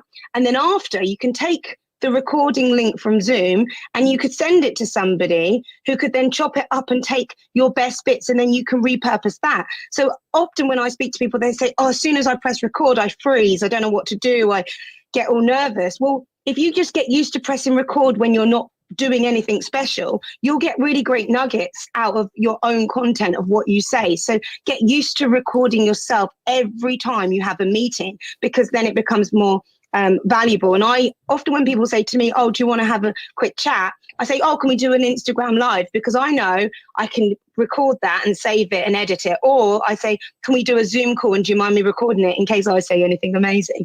And they're like, yeah, sure. So there's other ways to get the content other than just being like, I'm going to do a video now, so I better be amazing. Just do it then. So that would be my advice. And then you can get your natural approach and your authenticity, because you're not thinking I'm on camera, you're just having a conversation. That's me, Beju. I'm done speaking. If you use Zencaster as well, that automatically extracts the audio. You don't have to use Zencaster when you do interviews. You can use Zencaster. Video comes up there. Once it's recorded, it automatically says you can extract the video and audio, which is sort of another level for recorders. That's really great. Super. Ify, you mentioned something really interesting there about trying. That word trying, I know Beju will agree with this. Like there's a really weird energy when you are trying to do something, and the naturalness of what you're talking about. Although if my sister said, can we record our meeting on Zoom, I'd be like, no. Don't tell her. I always got told if it's not I'm doing it, or it's a yes. Every other word is a no. You're giving yourself a cop out. Every other, like should, could, would, possibly, is like Maybe. It may be every other word and yes or let's go is a no. And people say the sniper thing. Let's go. If I hear those words, I'm in there. I was like, whoa, just delete that word. And now the intentionality of going to do it. Like say, try and pick up that cup. You don't try and you don't try. You pick the cup up. Pick it up. Yoda. Yeah. So if you're going to do your lives and you're like, oh, I'm really trying to get out there, and you're thinking that before you go into it, your energy is going to be in the wrong place. Susan, I know you're winking and nodding at me as I'm saying this. So let's get rid of the word try, because you're doing it already. All of you are doing it already. None of you are trying. You're doing it. Absolutely great. Thank you for that. Thank you for that, Ify. We got Sharon. Hello, Sharon. Good morning. Hello. Good morning. Good morning. How you doing? How are you? On the Zoom last night, we could hear her speaking. We didn't know where she was, but we just knew. And we was like, you started talking. We was like, where's Sharon? I knew as well. Yeah. Of course you did, Paige. Sharon? It's just the most seductive voice in the world. You had to do that, didn't you? Paige goes and snipers it. All right, Sharon, would you like to do your show? They've all gone a bit giggly, Sharon. They've all gone a bit giggly. Come on. Oh my God, you wait till I release my Build Your Sexual Confidence meditation. I thought she was going to say release information. No, it is sexual confidence. Yeah, sexual confidence. Is it? Yeah. Ooh. Yeah. Anyway, do you do a voiceover on that, Sharon? It's a meditation, of course. I'm going to be releasing meditations, and one of them is Build Your Sexual Confidence, and you get to breathe with me during meditation. Matt's during the act, is it? Love it. With your earpods in, or is it on the speakers? You can put earpods anywhere, mate. Everyone who's just joined, they're thinking, what room am I in? Sorry, Emily, can I just put on my Beats, please? Beats for people are headphones. All right, guys, Beats are headphones. Where you going, Sharon? Sharon, you've gone quiet. All right, go on, Sharon. Off you go. Floor's yours. Just listen hands-free when you're not driving. Don't give them that kind of ammunition, Sharon. Come on, you're better than that. Come on. Right. Oh my goodness. Off you go. Sorry. Right. Okay. Reset. Right, I actually have Shall I play the something music I before you share? Shall we just reset? No, carry on. You carry on, Sharon. Go on. Oh no, fine. Just do that right in the middle of my show. It's fine. Sorry. No, what I was going to say was just a couple of questions actually. So with regard to omnipresence, and for me, I kind of have my pillar platform, which is Instagram, and obviously on here as well. But I struggle to be omnipresent across LinkedIn and Facebook and all these other platforms, and TikTok and all these other platforms that are available, because of the amount of time it takes.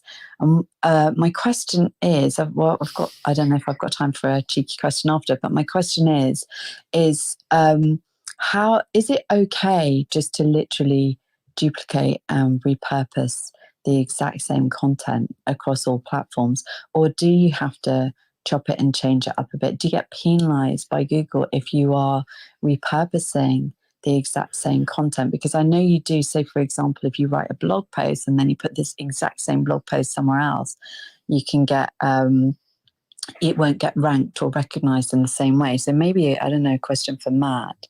And then the only other question I had, which is probably not for now, is have you explained the difference between the free and fee version of the app? Thank you. I'm sure Paul will do that soon. So Matt will come to it. In terms of the repurposing, imagine each platform is like a different country. There's a different etiquette, there's different essence. So you wouldn't go into Germany and speak French, for example. So the way Facebook interprets language and Instagram is slightly different. So Matt, I'll come to you though, but there's got to be a difference, isn't there? You can't just do exactly the same. No, in all honesty, there's not. I mean, it's okay. This is a classic example of someone overthinking content marketing. You know, Sharon, it's completely fine that you post the same video on your Instagram as you do on your LinkedIn. You know, in my honest opinion. Now, there are some subtle differences that you could make to it, but because of the audience and the difference in audience and the type of content. So for instance, on Instagram, the shorter, quicker, sharper, you know, like reels are really good and they get a lot more reach. And you wouldn't put something like that short, for instance, on LinkedIn. But if you did have a piece of content that you thought could go on all of the platforms, I would post it on all of them. That's exactly what I used to do when I did it. Would you top and turn it slightly differently in terms of how you could frame it differently? And maybe, like using video as an example, you could write a different piece of content that goes with that video slightly differently to frame it, or you can do different. There's no real, I don't believe there's any right. Well, loads of content creators say, no, you've got to do it individually for each. It doesn't matter, because what Sharon's worrying about doesn't actually affect it. Sharon's thinking of Google. That's absolutely correct with Google, with the written word and on websites, but Google doesn't have access to that content on those platforms. So it's not like LinkedIn's going to know that you've posted the same video on Instagram. It doesn't work like that, and they're going to penalize you. They're completely separate, so it doesn't matter. Does it make a difference? You know, say post something on Instagram and it automatically posts on Facebook. Does that penalize, or do you same video but post it individually, or does it make a difference? No, it doesn't. No. Again, and the nitty picky sort of content creators and content marketers would say do separate, but again, it's just for me, that's just something. When I've worked with people, it's just something that stops them and overwhelms them. They're like, oh my god, you know, now I've got to post on all these 4 platforms, but it's all got to be different as well. You know, sometimes just post on one and then don't post on the other. It doesn't have to always go. You know, just play it by ear and don't overthink it. And then I've just got a quick question, because I was in a room the other day. Sorry to interrupt, because I just want to make sure I understand. And it was said that if you post something twice, that you're actually competing with your own content. I heard this in a room about when you keep posting the same thing, you are competing with yourself, and it messes up the algorithm. Is that not correct? No. Right, move on. Yeah, no. I mean, if they're talking about the same platform, maybe I don't know. I think on the same platform. If they're talking about the same platform, but no, you're not at all. No.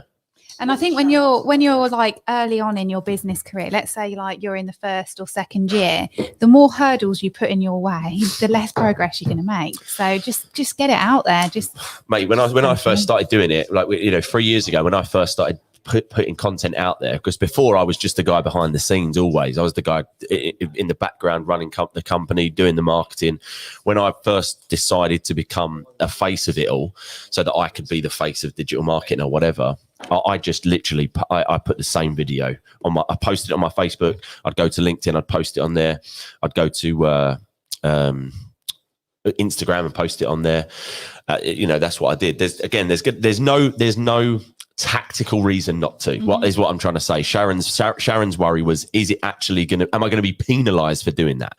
No. Is there a better way? Would it be great if you created a piece of content and you said, hi, LinkedIn, and then another piece of content and you said, hi, Instagram? Yeah, of course, that's going to resonate more with that audience. But it doesn't matter if you don't do that.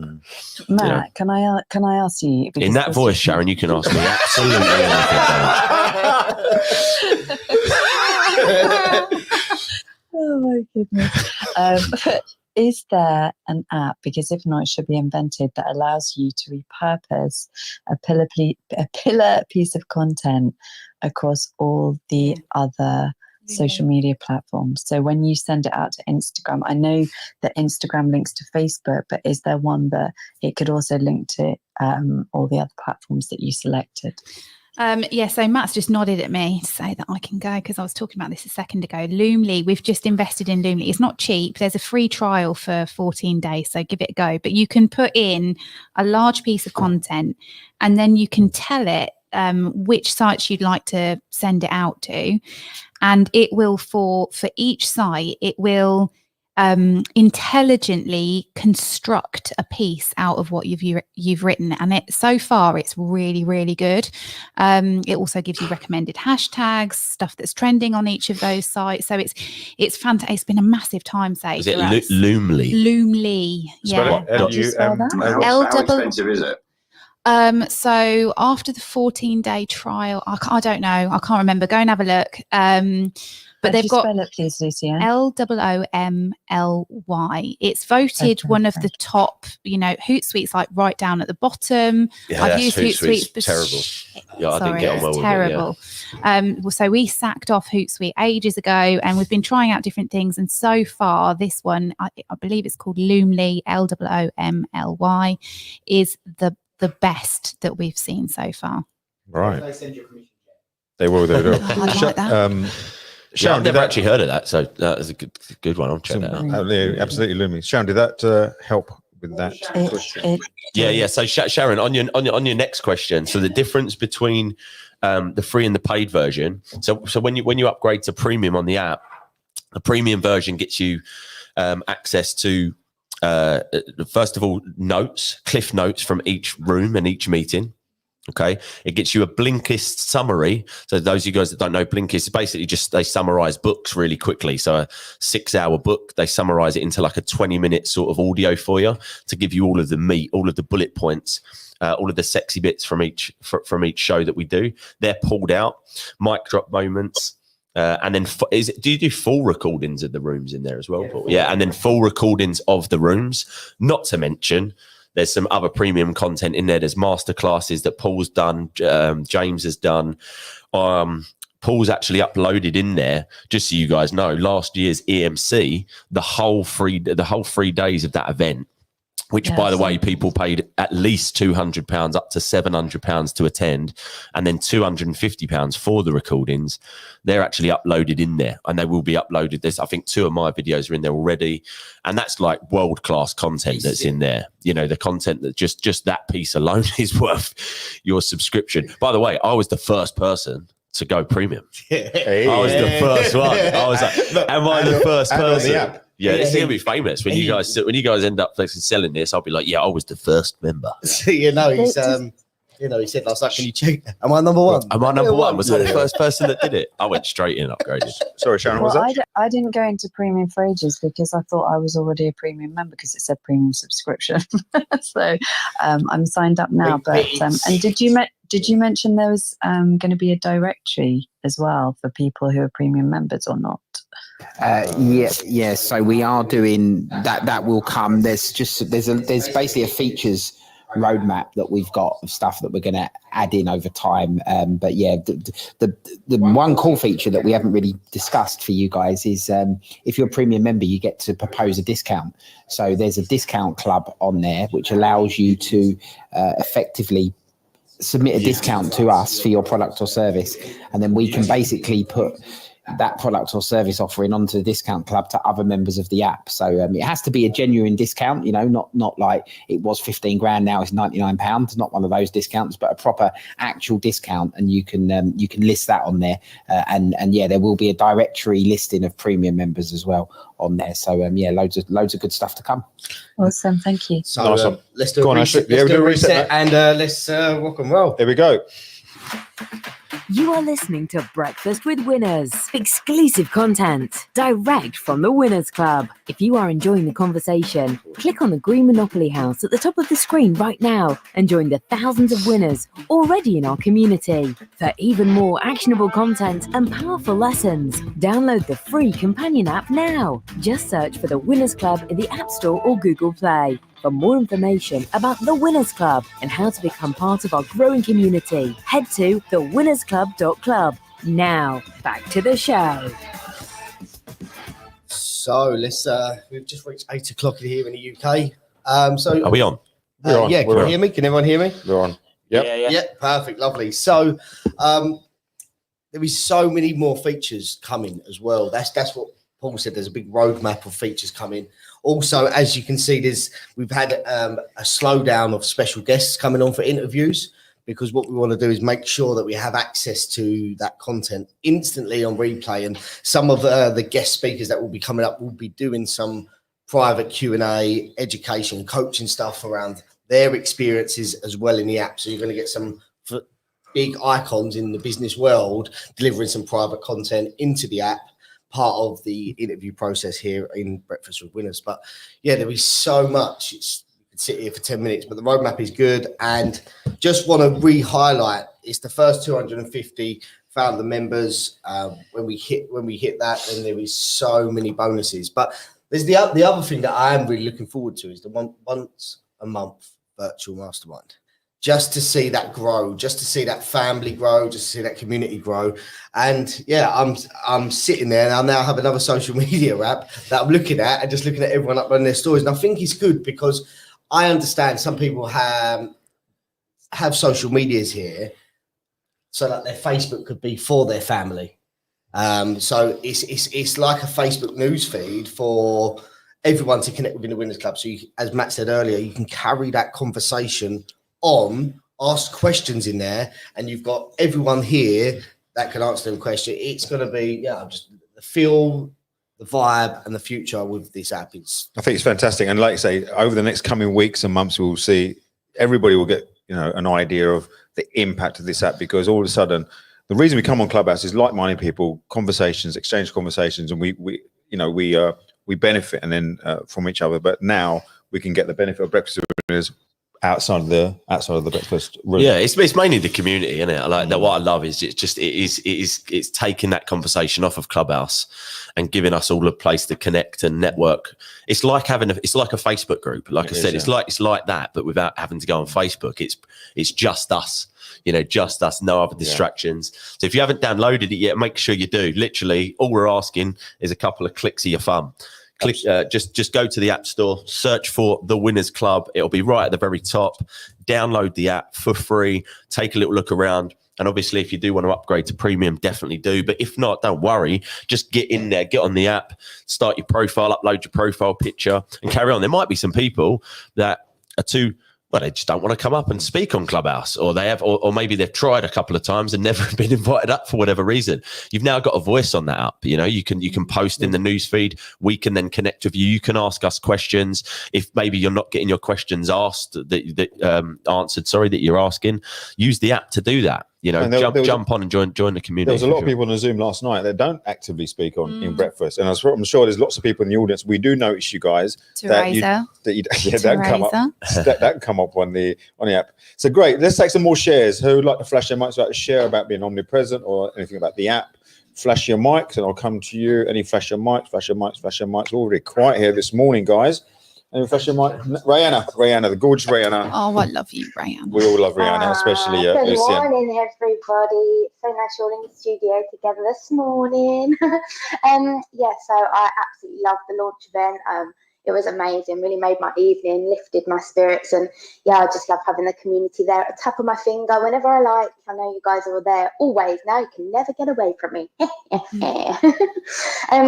I just wanted to share how I have been getting on with my 90-day posting, because I know I spoke about that in the group, and it's all come from the advice I've taken from this room. So my 90-day posting, I actually fell off the wagon at 48 days, but I'm actually very, very proud of myself. So I got to 48 days and I went on holiday, fell off the wagon, got back, couldn't get back in the swing of things. And then we had the session in the Winners Club where Paul said, and he said it before, but it really sunk in. He said, focus on that one thing. What one thing are you really good at? And I thought, okay, what one thing am I really good at? And it is teaching people to run from the couch to 5K, and then they are independent and go off by themselves. I thought, I'm amazing at that one thing. And then Beiju, you said, this is your challenge. And you said those 4 things to post, and you said, post it as a story. And when I got there, I was like, this is too much for me to write in a story. I'm going to post it as a proper post. And I almost used it as a launch pad for my next 90-day challenge. So I am back on my 90-day challenge posting, but I am more focused with my one thing. I'm more focused to my local area. I just feel so much clearer. And I think, I was committed to my 90 days of posting, but I wasn't clear about the action I wanted people to take with me. So thank you so much. I know that this 90-day posting is going to be amazing. And if I fall off the wagon, I know there'll be a reason behind that too. But I'm determined. I'm not trying. I'm doing. The great So when you fall off the wagon, the key is not to feel guilty and just get back on. Mhm. That's it. I would say. Yeah, The four that's where I things am. was that the framework we talked about. Yeah, what did you say? It's who you are. What So was that yeah, thing the that framework is sort of a challenged mini you? pitch whereby your name, game, your claim to fame, and your aim. So you say your name, Rihanna. Your game. The game is basically what people know you for in terms of the overall. So you might be into health and fitness. The claim to fame is the slice that what's your lane within the overall game that you specialize in, and the aim is as a result of that. What's your aim? I love that. So that's name, game, claim to name, game, fame, claim to fame, claim and aim. When you got that framework, it's very easy because you're giving the information you need to someone, and they exactly know who you are, what area you work in, your area of expertise, and your reason for that. Great. Well done, Yeah, Rihanna. and it was amazing. It was amazing, Beju. And also, you get your little feedback in your kind of, what's it called, your notifications. It said this post is doing 90% better, 95% better than your other posts, like 95% better engagement than my other posts. Because you're So succinct. It works. People knew what you were talking about. It was succinct, and you got response. And was there good responses? Did you get sort of good comments and feedback and Yeah, stuff? I did. And also how you align in your energy. I actually had a client start the day I posted it. I had a new client start with me, not somebody off of Instagram who I'd seen, but my energy was just so aligned that I attracted someone in to working with me from another area, because I was just really focused on that. I followed up. I reached out to that person. I know the headspace they're coming from, because I've come from that headspace, and I was just totally aligned energetically, and that person has come on board with me. And then somebody else, because I did that thing where you post it to Instagram, it automatically shares onto my Facebook business page. And then somebody wrote on my business page, I'd really love to run. Somebody I've run with has then commented, Rayanne is your person, like she will get you to like running. So yeah, it's just everything aligns. When you're clear, it aligns. It's amazing. So When I'll you're just- clear, I'll keep you. when you're clear, the universe understands and they come back to you. Ashley. Yeah, so what I wanted to do was put a spanner in the works, and let's talk about some engagement tactics. Let's throw some, as you said, we've all had them posts that do 90% better that Instagram sort of tells you about, or is that their little hook to make sure you boost it? But I don't know. What I'm saying is, come on, let's fire around. As look, we all on social media are looking for the engagement on some of our stuff. So, guys, best things. I'll fire away, mate, if you want. Dale, did you just speak? I did, mate, yeah. Okay. Hang on, Dale. We'll come to you, Dale. It reminded me of Stretch Armstrong. Do you remember that?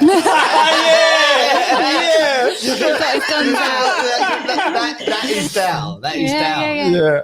Have you ever met Dale? Yeah, come at Hyde Park. No. I mean, no. It was Hyde Park. I watch his videos. You can tell Dale. His ice cream's in his hands. That's all he does. He holds ice creams. Very tight t-shirts. Yeah, very tight. Very tight. No, he's a medium. He just wears small. Muscle there. He just wears small. Well, we've got Dale. I'll wear medium to feel big. Yeah. And that's his I took a t-shirt. picture yesterday. So at the launch party last night, I took a picture of Ashley and James sat next to one another on the bar stools, and Ashley's feet came down to a certain level and James's feet touched the ground. It was absolutely brilliant. I was very proud of that. Anyway, sorry, Dale, over to you. And then we've got Anthony and Effie. Go on, Dale. Come on, Dale. Just don't embarrass. Dale, share. Can you hear me? Yeah, I can share. Yeah, I can hear you, mate. I'm just trying to breathe in this really tight vest I've got on. Yeah, and your pants. Don't, Beiju's already flexing to the camera. Let's go. Engagement posts. Let's rock and roll. You've got some good engagement stuff, haven't you? Well, it keeps me entertained, and I think it's good. Well, the trick is tight t-shirts, team. No, not really. So for me, you've got to. I've been playing around with two things. Okay, yeah, carry on there, Dale. Look, this isn't a showering moment, okay? I'm being serious. I'm not a smooth talker, shower. Oh, don't involve me. Dale, stick to your. Come on, stick to Dale. your lane, Dale. Stick to your lane. But I'm going to mute our mics. We're going to mute our mics. We've got to mute your mics. My word, can't get the staff. So I've been with the first 3 lines in your comments, you know, when you what it's called now, you've really flummoxed me. The comment section in what you do, the first 2 lines, I have that as a question. So I make that as a leading question. But more than that, in regard to the videos, when I'm doing a video, then I know we've spoken about this time and time again, but if people are fresh in this room, then you've got to make sure that the first 3 seconds is engaging, silly, daft, like patent interrupty. It could be a load of colours, it could be shouting, it could be a sad face, whatever. You've got to make sure that the first 3 seconds are attention grabbing every single time when you were doing a video. And you could have certain words on the screen, you could be all flashy, whatever. So that's how I do it for me. And then I have a comment section underneath, but I make sure within the first, as fast as I possibly can, and I don't want you to put too much pressure on this, but when somebody leaves you a comment, bang, I've got a comment back. And on occasion, I message them in their DMs and say, "Oh, I really appreciate your comment, man," or "woman. Is there anything specific I can help you with," or something like that, or "What do you like about it," or that sort of thing. So that's really helps engagement, because just like I think right to this ages ago, it's social media for a reason. It's called social. So we're being sociable. If I want engagement and I'm not engaging anyone else's, then it's just like if Iffy said hello to me in Hyde Park and I just completely blanked her. That's me not engaging on my social media. I would never do that, by the way. That would be rude. That would be really rude. You did. I wouldn't dream of doing that, only if it was Beiju. So yeah, so you've got to engage on 3 levels: the comments, the content, and the beginning 3 sentences in your words, and then slip into their DMs. If that's all right, can we do that? Yeah. Dale, I've got a question. So you've got some really brilliant ideas, and you film yourself, jumping out of boxes, jumping out of bins, and like some really exciting stuff. So do you plan this out beforehand, or are you walking down the garden path and you're just like, I know what would be a really good idea? What's the process that you've got for creating those standout pieces of video? Because I can remember them. I'm seeing them now. Dale in his tight t-shirt jumping out of a box. What's your process? Yeah, I know. What's your process, Dale? Tell us a bit more about that. Well, they're actually kids' clothes. That's why they're so tight. Yeah. So my process, I'll get this question asked a lot, actually, Lucy. So it is a good question. Sorry to be so generic and common. Yeah. No. You're the least common lady I know on this. So who is the most common then? Anyway, we'll move on. Go on, Dale. Tell us. That'll answer the question. I can't say. So for me, it's a little bit weird, but when I wake up in the morning, I always have my 3 intentions to do with 2 are personal to me, but one of them is what area I want to focus on. So it could be enthusiasm, or it could be anxiety, or it could be depression, whatever it may be. And I have that floating around in my little brain throughout the day. And if I'm just walking along, and again, I don't put pressure on this, if I'm just walking along and I see something just like, oh my God, that'd be pretty cool. And then I think about what people say to me, or I see on Instagram, that's kind of like a bit beggy and a bit like, you should do this. Hey, if you want big muscles, just wear a tight t-shirt. I fell for that one, didn't I, guys? But it could be anything like that. So for me, I have a little intention throughout the day, and I know it's already locked in there because it's at my unconscious level. And I could see, like, literally, my next idea is this is a bit weird, but I got a little bit excited. I really want to jump into a freezer in a supermarket and jump out and do that one just there. But I don't know if I'm going to get into a lot of trouble with that one. But it should be fun. It should be silly. But it's literally just off the cuff. I think about it, right, bang, I'm on it. And I think that's because my ADHD is like a little bit of a superpower for me. I really use that as my energy. I don't put pressure on it though, Lucy, and I don't go around every single day doing it. It's just if I see something, if I see a box, if I see a bin, if I see something, I sound like a bloody weirdo, don't I? But then I just react to it. So I'm a bit of a spontaneous, flexible kind of guy. Okay, great. So you've got the purpose behind you with your intention for the day, and then you use what's around you as you go through the day. I think that's absolutely brilliant. Just to move on from that a little bit. Thanks for that, Dale. Matt's not here, which is a real shame. What's the truth around being active on the social media site for 15 minutes before you post and 15 minutes afterwards? Does anyone have experience? Just flash your mics. Anyone got experience with that? I know Iffy talks about it a lot, and Lauren. Iffy and Lauren. We'll go to Iffy and then Lauren to answer that question, and then Victoria. Hi, yes, Lucian, great question. And I just back into that a bit. So when I started on Clubhouse, I just started going into so many rooms on Instagram and social media. You know me, I like to have a blueprint. I like to know what I'm doing. And I jumped into so many rooms and made notes and took action. And that idea, I think it was Natty that said it first. She said, so many people post and then ghost. And I was thinking, what's that? And she said, it's basically you post a picture and then you get off the app and carry on with your life. And she explained that you have to be active on Instagram before communicate, DMing people, liking things, commenting and being engaging. And then when you do your post, you've kind of like build up momentum. And then after your post, it's what you do as soon as you've posted. So she explains how you then have to, and went like, who was just speaking?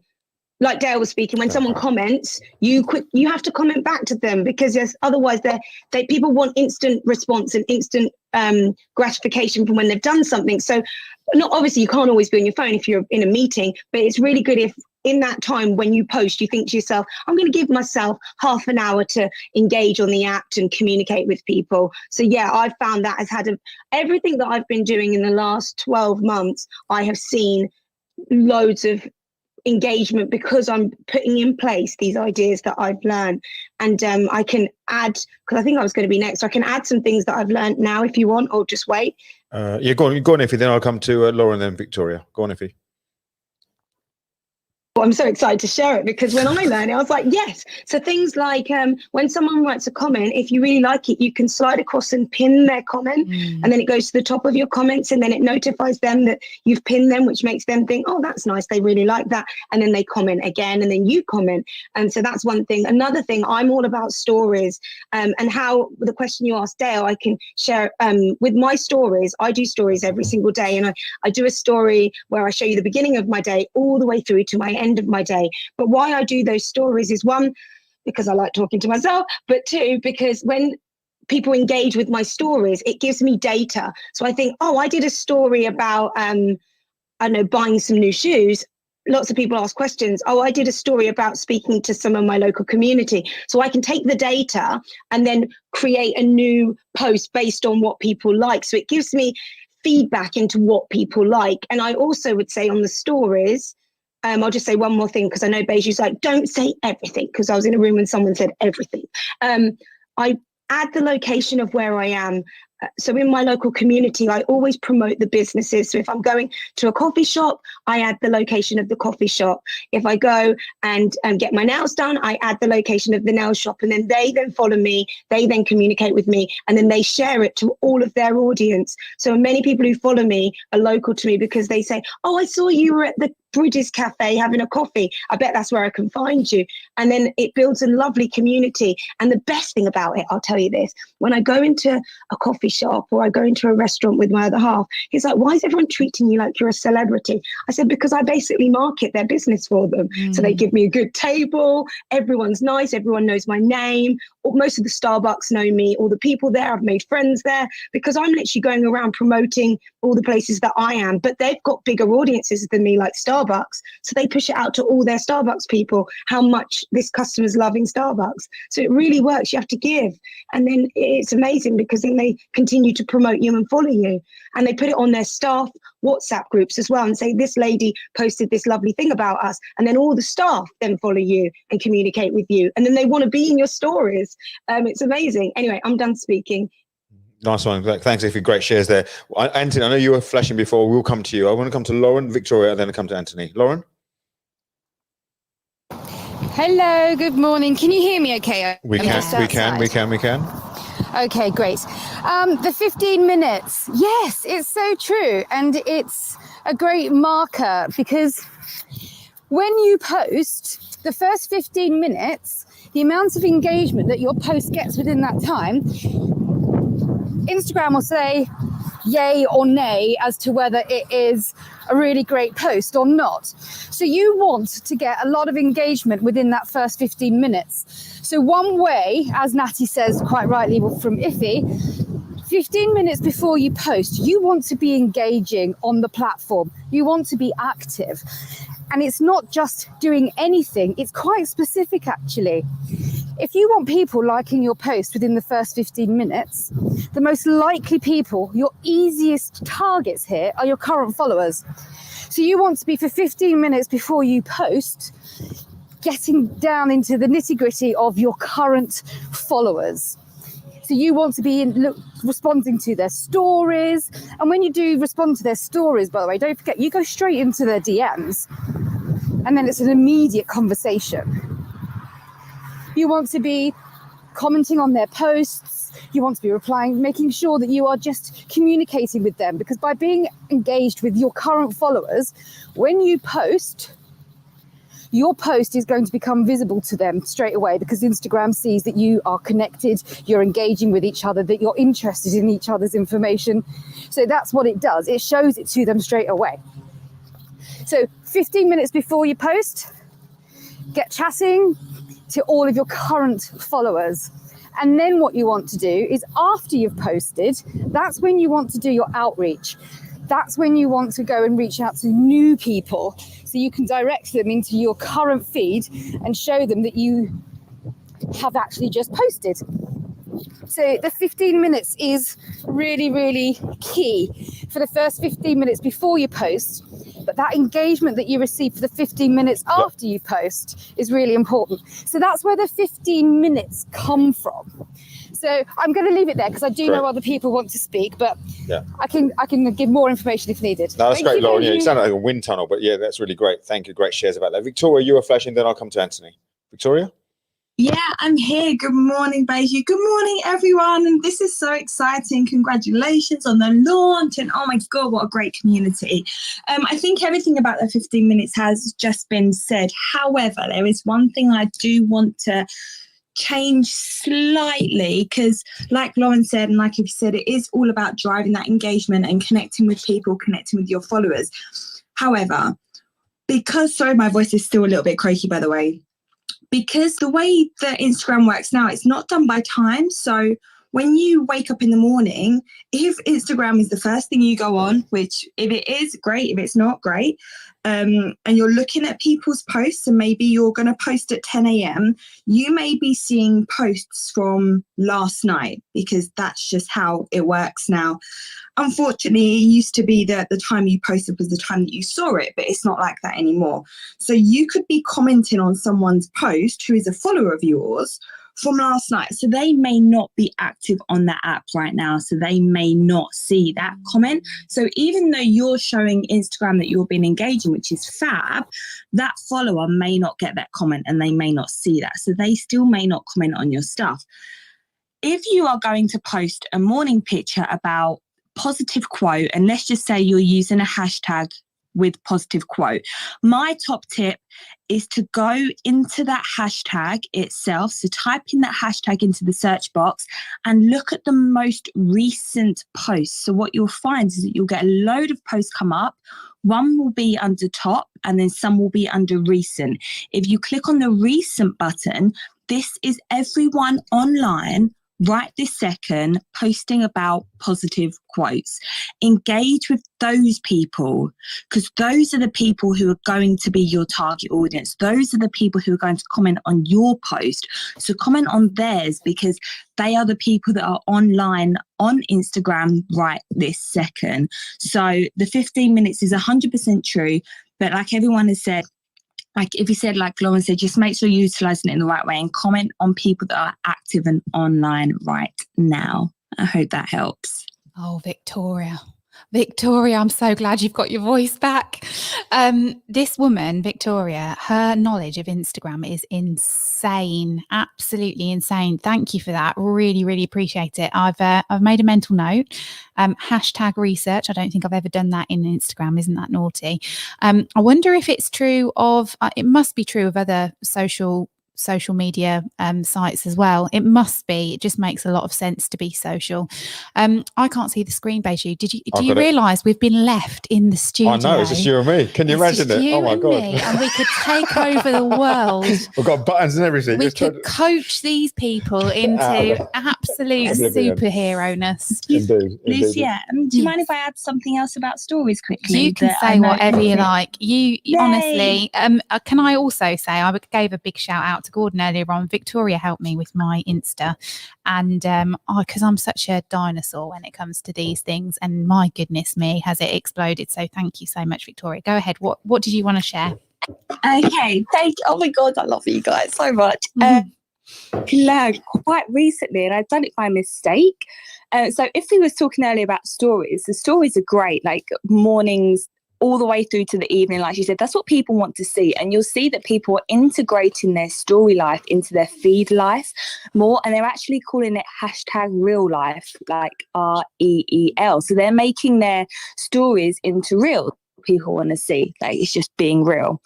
So for the pun.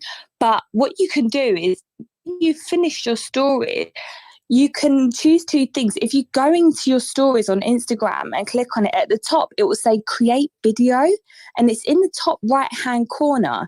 And you can either just save the video on its own, or it will, when it creates a video, it saves your entire story for that day. So it means that you don't really have to edit anything out. I then create it, I then put it into a third app platform and take stuff out of it. But that way, it's just a really easy way for you to transform your whole day in the life into a quick video, because you can now choose a create video setting, top right hand corner on your stories. Just thought I'd let everyone know. Love that. That's amazing. Can I jump in, Lucy? Yeah. Victoria. Yeah. Iffy, sorry, just one sec. When you do a story, you can obviously put captions in, which means that when you then repost onto your feed, #real life, you've already got I'm seeing a lot of people getting the subtitles within that post, and you're not having to do anything extra with those subtitles. Sorry, Iffy, go for it. No, I'm sorry for jumping in. I was just going to say, like, what you've just seen on this app just now. So I said at the beginning, everything I've learned is from going into different rooms and then just trying it. And then Victoria's just dropped so many new things. I'm like, wow, I didn't know that. I didn't know that. And this is the brilliant thing about Clubhouse and coming into rooms like this. You can hear stuff and literally take the information and apply it to your business straight away. And Victoria, what you said has just saved me so much time, because what I do is normally go into my stories, I screen record them, then edit it and then post it. But now that you've just given me that tip, I'm like, oh, okay. But I wouldn't have known that any other way, unless I probably spent, quite a lot of money doing a master class or something. So just all I wanted to say is this room, when you hear something that sounds quite good and you think, you've got to take action. So thank you, Victoria. That's just saved me so much time. Victoria, can I ask you to repeat that tactic again? Because some people might be listening and thinking, hang on, was that so good? Can you repeat that tactic again that you found for people who may have missed it? I'm actually going into my Instagram as well at the same time I'm doing it. So when you open up your Instagram, if you click on your own face, it will open up your own set of stories. So you don't want to go onto that part.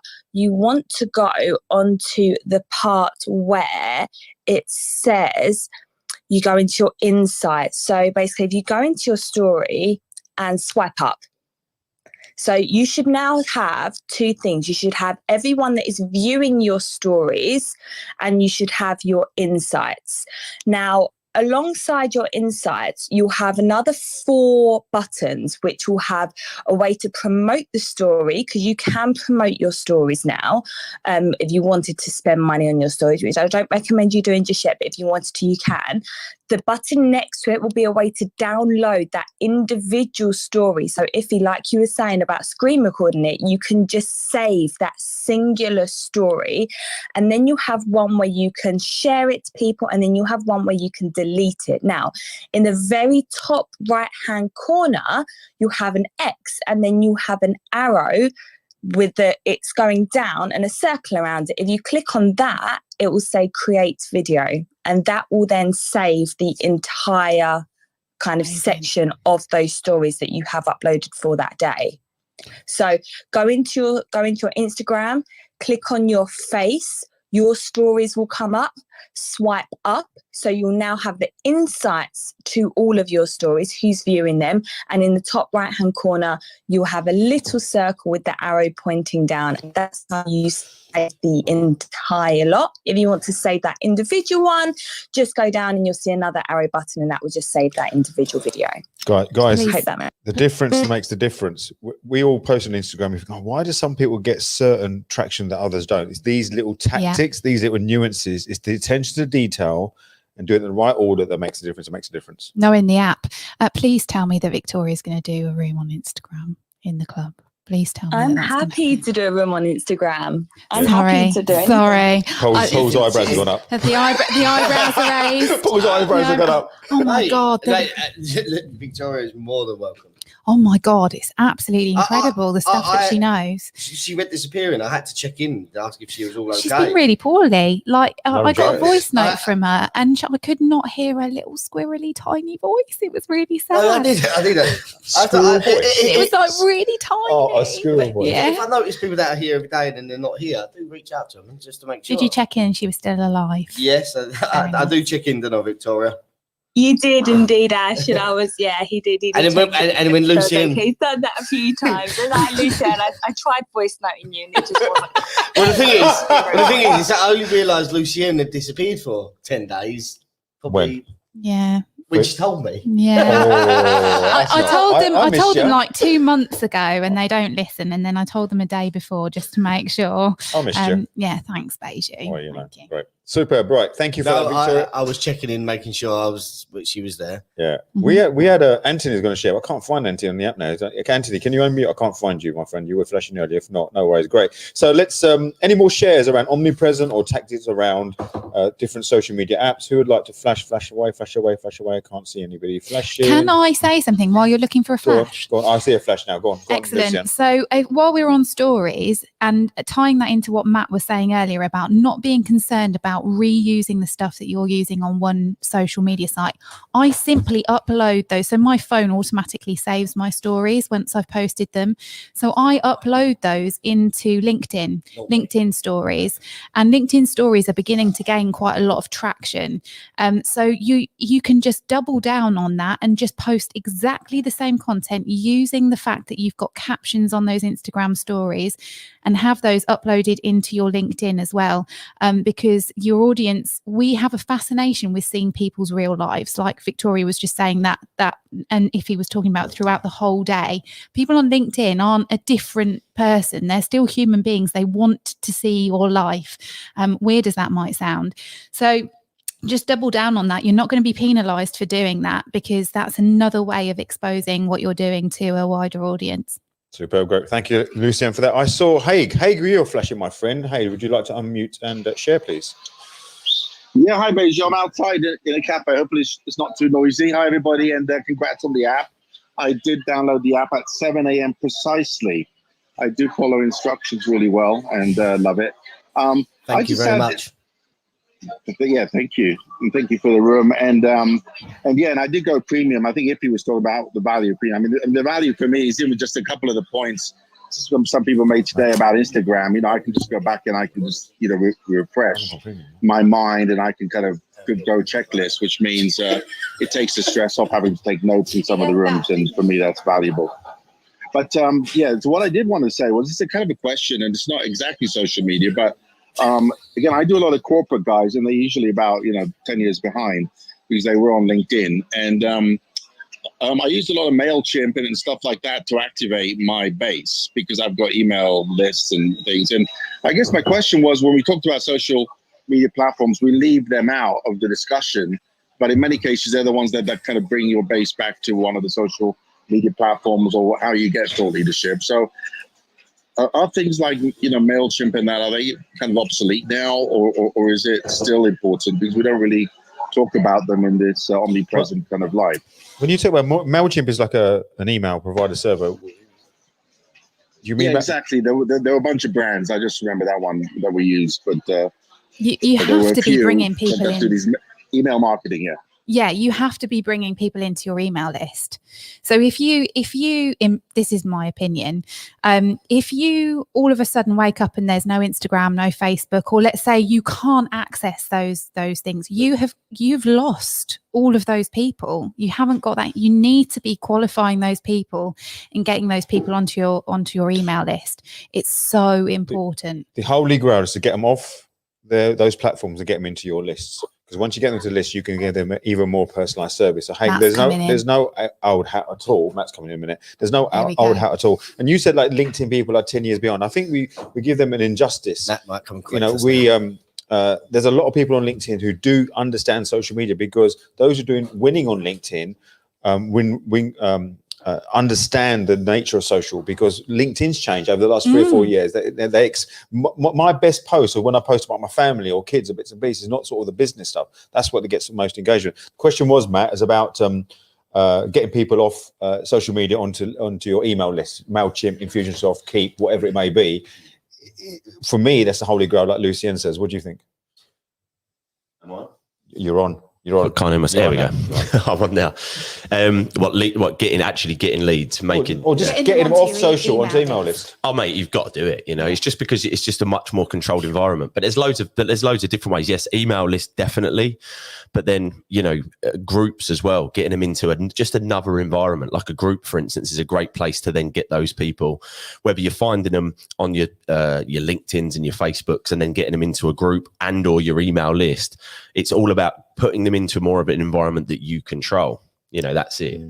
That you can then communicate with more directly, rather than hoping they see it organically when you post on your LinkedIn or your Facebook. You know that if you send an email, because they're on your email list, a lot of them are going to see it. You know that if they're in a group, they're probably more likely to see it as well. So it's about moving them into an environment that you control.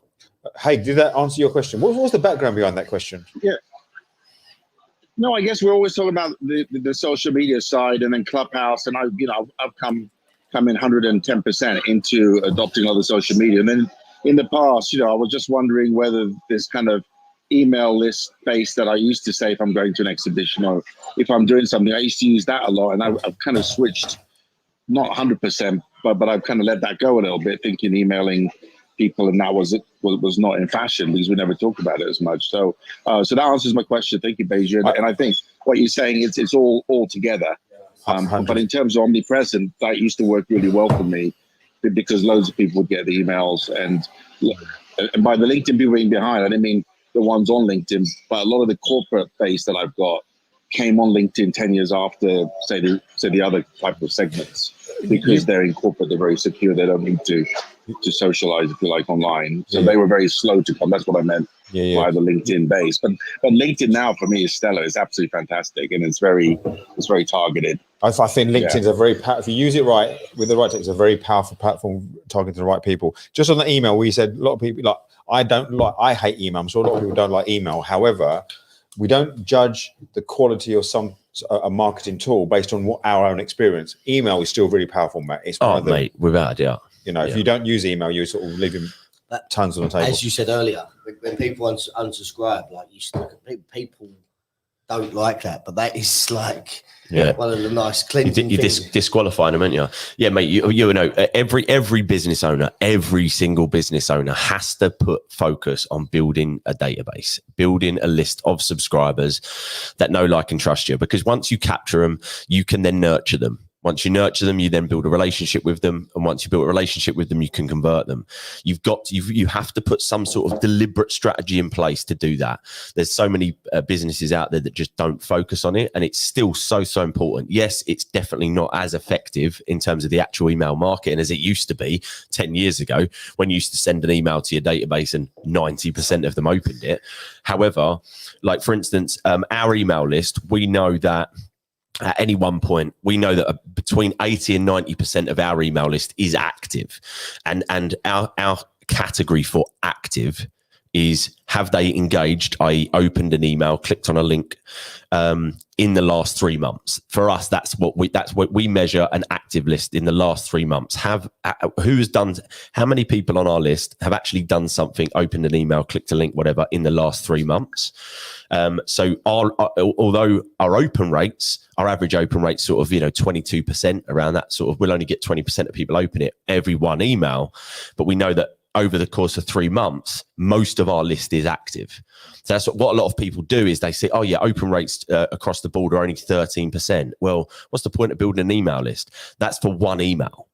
But if you're continuously communicating and sending value out to that list over time, if you looked at your open rates over a longer period, they are still very, very good. Like I said, ours is between sort of 80 and 90% of our list is active within 3 months. It's just really, really important that you do it, because when you have a new product, when you've got a new service, a promotion that you want to run, an event like we're filling at the moment, you've got a database to communicate with and promote to for free.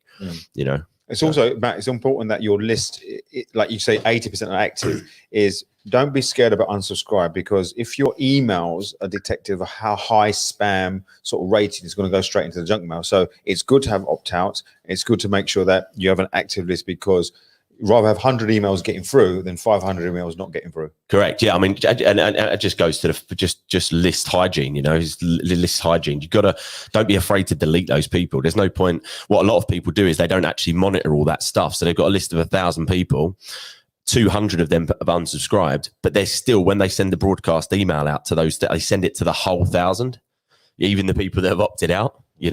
So really, really important. You just keep it clean. Like we every single week we delete anyone that unsubscribes. We don't want to communicate with them. We don't want them on a list if they don't want to be on there. So we just remove them completely. But just on that, Matt, if someone's unsubscribed to your list, how can you send an email to them? No, you can. Well, you can press send. It won't get sent to them. Right. But they what I'm saying is they're not even knowing that those people have unsubscribed, right. So they're still sending it to everybody, not even taking out the unsubscribes. Nice one. Great. I see Marvin wanted to share on this topic. Marvin, and I'll come to Marvin, and if you want to do a reset straight after Marvin, my friend. Thanks, Beju. And congrats to everyone again on the launch of the app. It's great to see people on the Zoom live as well. Do you know what I mean? See everyone's real faces rather than the avatar. So yeah, it was good to see you guys. I just wanted to throw something into the conversation. It's definitely still on the omnipresent tip, but just a couple of very, very quick points, because I know we're fast approaching the top of the hour. It was really based on outcome, because one of obviously my wheelhouse is sort of sales, marketing, branding. I speak to so many people, and they get caught up with content because they think that it's always I'm not sure if I want to post this, or if I want to post that, or if I want to post this. And the thing is they're not really thinking about the outcome. Now, we talk a lot about pain points of the potential client, but also you should also be thinking about the outcome. So what do you actually want them to feel when you post the content? You know what I mean? What do you want them? What's the actual? Yes, you're addressing a pain point, but how do you want them to feel about what you're posting? And I think if you think about that, it will help you to create that sort of content strategy. And the second thing I just wanted to throw in, because I see this so many times, everyone sort of thinks, I've got to post reels, or I've got to post carousels. And they do the carousels, but then there's no call to action at the end of it. On the final slide, it doesn't actually tell the person to do anything. What do you want them to do? Do you want them to save the post? Do you want them to comment? Do you want them to like it? And I think you can't miss out that actual call to action at the end. Do you know what I mean? What do you want people to do? So yeah, but I just wanted to throw that in there, just so people have a rounded, more sort of complete strategy, or when they're sort of taking action. But great content again today, guys. Marvin, I think that's a great point. Sometimes people think, you might think it's obvious what we want them to do, to click this link or go to that thing, but it's not for everybody, and it's about instructing them and directing to the call to action. So okay, do you think that's a big mistake people make, Matt, that they don't put the thing they want people to do? Yeah, all the time. I mean, but again, it just exactly like Marvin just said there. It's about knowing that strategy first of all. Like, what is your outcome? Always knowing that, so that everything that you do is deliberate. It's intentional, and you're doing it for that reason. That's okay. We're not saying you have to put a call to action on every piece of content you do, but you know, especially when you do want them to do something, you've got to tell them what you want them to do and how to do it. Is that Gary Vee? Jab, jab, jab, right hook. You know, Correct. jab, value, value, value, value. Call to action. Great. All right, guys, we've just got a quick reset now before we come to the next shares and next questions on Breakfast with Winners. You are listening to Breakfast with Winners. Exclusive content direct from the Winners Club. If you are enjoying the conversation, click on the green Monopoly house at the top of the screen right now and join the thousands of winners already in our community. For even more actionable content and powerful lessons, download the free companion app now. Just search for the Winners Club in the App Store or Google Play. For more information about the Winners Club and how to become part of our growing community, head to thewinnersclub.club. Now, back to the show. So let's rock and roll. Was anyone in the line to chime in there? No, there wasn't. No, we just open flash. So whoever wants to share, flash your mics. Talking about omnipresent, talk about social media tactics, email marketing, talk about the app, or tell us what you're going to do this weekend. Who's flashing? Who's flashing? Right, who's flashing? Elliot. Oh no. Orange background. Elliot Brown, London Don't Town. go hold on like that. Oh no. Elliot Brown, London Town. No, but what's your new one? Hey? The got a new silky one. sounds of Elliot Brown with the orange background. Yeah, that's after 9 o'clock on the UK You need PST. Sharon to introduce you with your Right, well, silky sound. Sharon's. We should all talk. Yeah, go on, Elliot. Well, first off, I just want to say congratulations to you guys. An incredible job. I mean, what you've done this year is nothing short of miraculous. Wow, that's a big word for this time of the morning. But no, congratulations on the app. It's phenomenal. It really is really, really good. I'm massively impressed, and I wouldn't just blow smoke up your asses. Well, I wanted to give them half the You have done at Hyde Park. That's a whole different conversation. But no, really, really good, guys. And so absolutely superb. Looking forward to seeing what where the app's going to go and where this whole new chapter for you all. So it's all together actually. So yeah, really good stuff.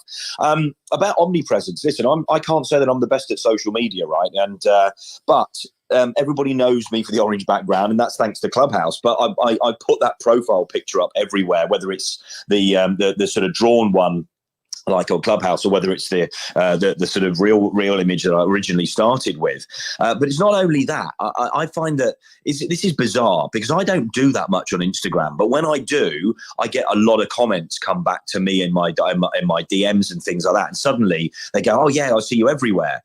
I don't know how the hell they see me everywhere because I don't do anything. But what I can tell you is that as soon as there's a comment made, and this is the most basic, so this can work for anybody that's getting started, anybody that really doesn't do a great deal on social media, because I did nothing on social before Clubhouse. So this really does work for everybody that sort of wants to know how the hell they can get going to start off with. No money, nothing, just a little bit of effort, right? Because I don't really do a great deal on there. But when the comments come, I try and make a comment back straight away. And of course, with the algorithms on any social media platform, it means that your post is going to be up the top of everybody else's. And it's going to be present in front of everybody. So that makes everybody think that you're doing loads of posts and you're suddenly all over social media. And I'm not, but I'm going to be. And this is one thing. I don't know whether you've spoken about this already, but StreamYard or there are other versions you can use, is a great way of being omnipresent. So you can go and do a live. And I'm going to be doing a live today. I got my LinkedIn live, I think last weekend or whatever. And I'm going to be going out across now. I across multiple profiles and platforms. Last year I did it not massively effectively because I wasn't really using social very much before that.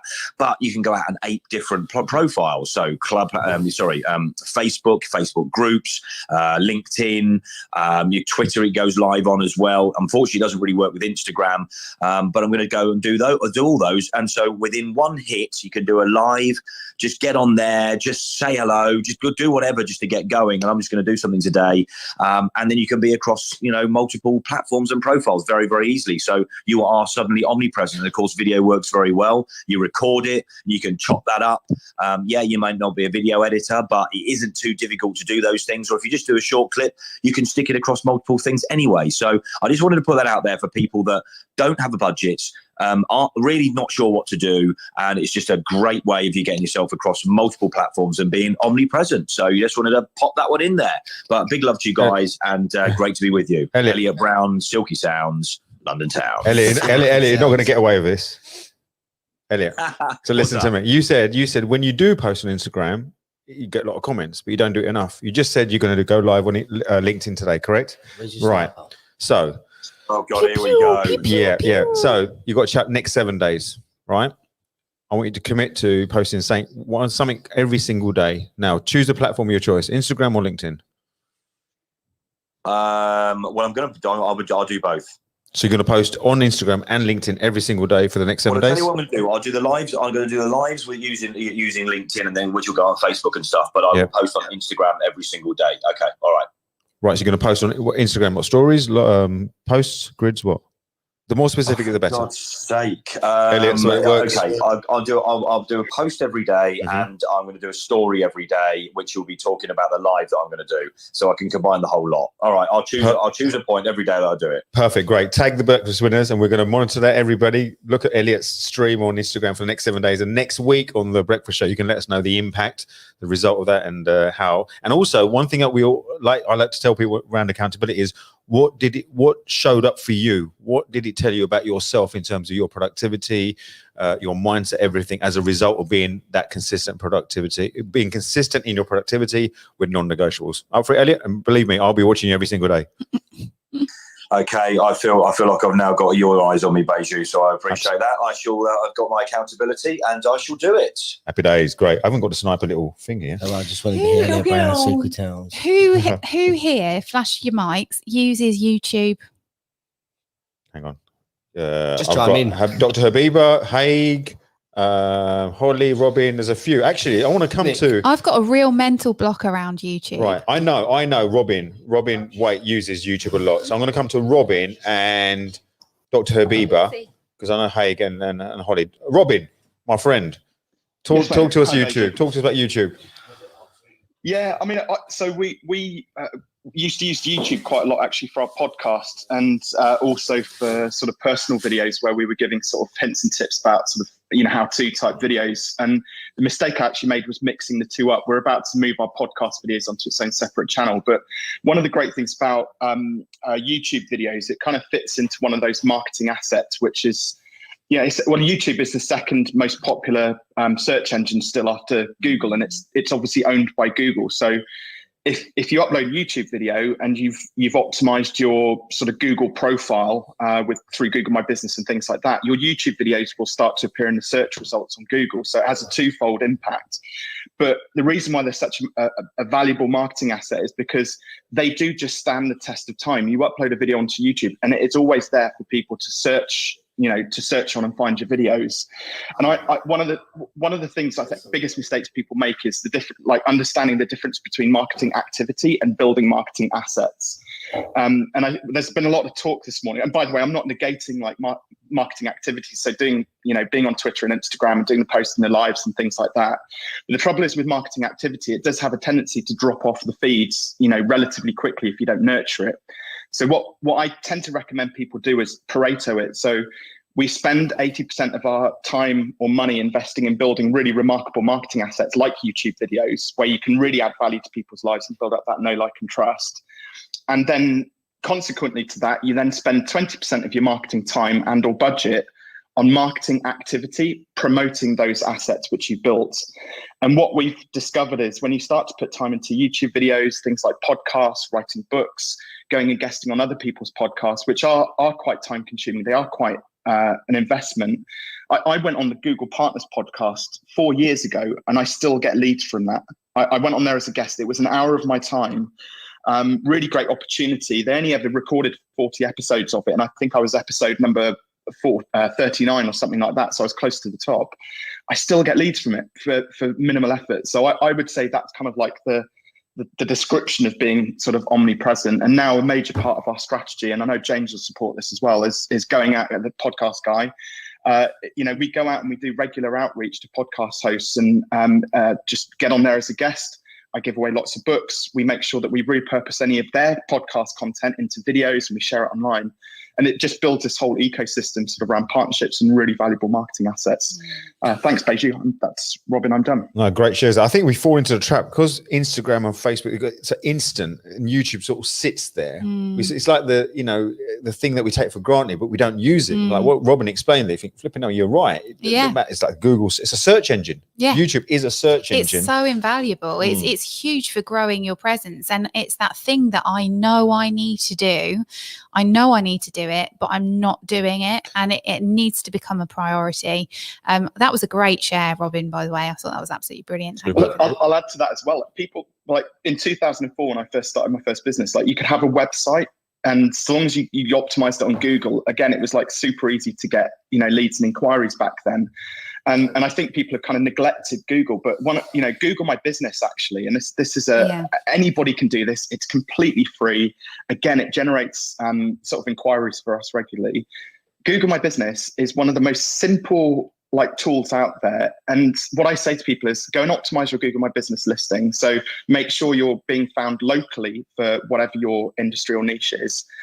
And then after that, just go and get 10 to 20 reviews from friends, colleagues, business associates, clients, because it's social proof. Like the moment you get found locally, if somebody's searching for business coaching Stroud, they'll find me and they'll find 113 5-star reviews on there. Which local business coach do you think they're actually going to choose? And they don't even need to read the reviews. I think there is even a couple of 1-star reviews in there for people I've obviously not got on with. But, sorry, Robin. But people just see the 5-star reviews. Thanks, Beijing. Sorry, mate. Joking. But it's free. It's so simple. Yeah, I think it's just because Google's been around for so long. We've just been desensitized to it. And I think if you just invest an hour or two of your time into getting Google My Business set up, you won't regret it, and just get 10 to 20 reviews. And there's a way to automate that as well, which I'm taking up a lot of airtime, so I won't talk about that just yet. But there might be that's helpful. Thing is, we don't talk about Google YouTube. That might be a room in its own right in terms of Google YouTube. That'd be great. Dr. Habiba, you were flashing when we mentioned YouTube, and there was Haig. I think Hagen was one. Dr. Habiba, are you there? I am there, yeah. Hi, morning, Beju. And loving the app so far. Before Clubhouse, YouTube was my main source of information, and really it was my only form of social media. And I use it mainly as a creative outlet. I make videos about personal development and book reviews and to share knowledge, because I just think it's more fun to be a creator rather than a consumer. So it's not so much for business, it's more as a hobby. But yeah, I think YouTube is fantastic and a wonderful source of information. So thanks very much. Back to you, Beju. Thank you, Dr. Bieber. That's great share there. I saw Haig was flashing when we mentioned you, and there was one other person I can't remember. If you want to flash, Holly, that was it. Haig and Holly. We'll go to Haig and then Holly. Yeah, I just recently launched my YouTube channel. Just because I had a lot of podcast video clips and some things like that, and I didn't know where to put them. And also, like you said, the ranking on YouTube and stuff is pretty good for videos.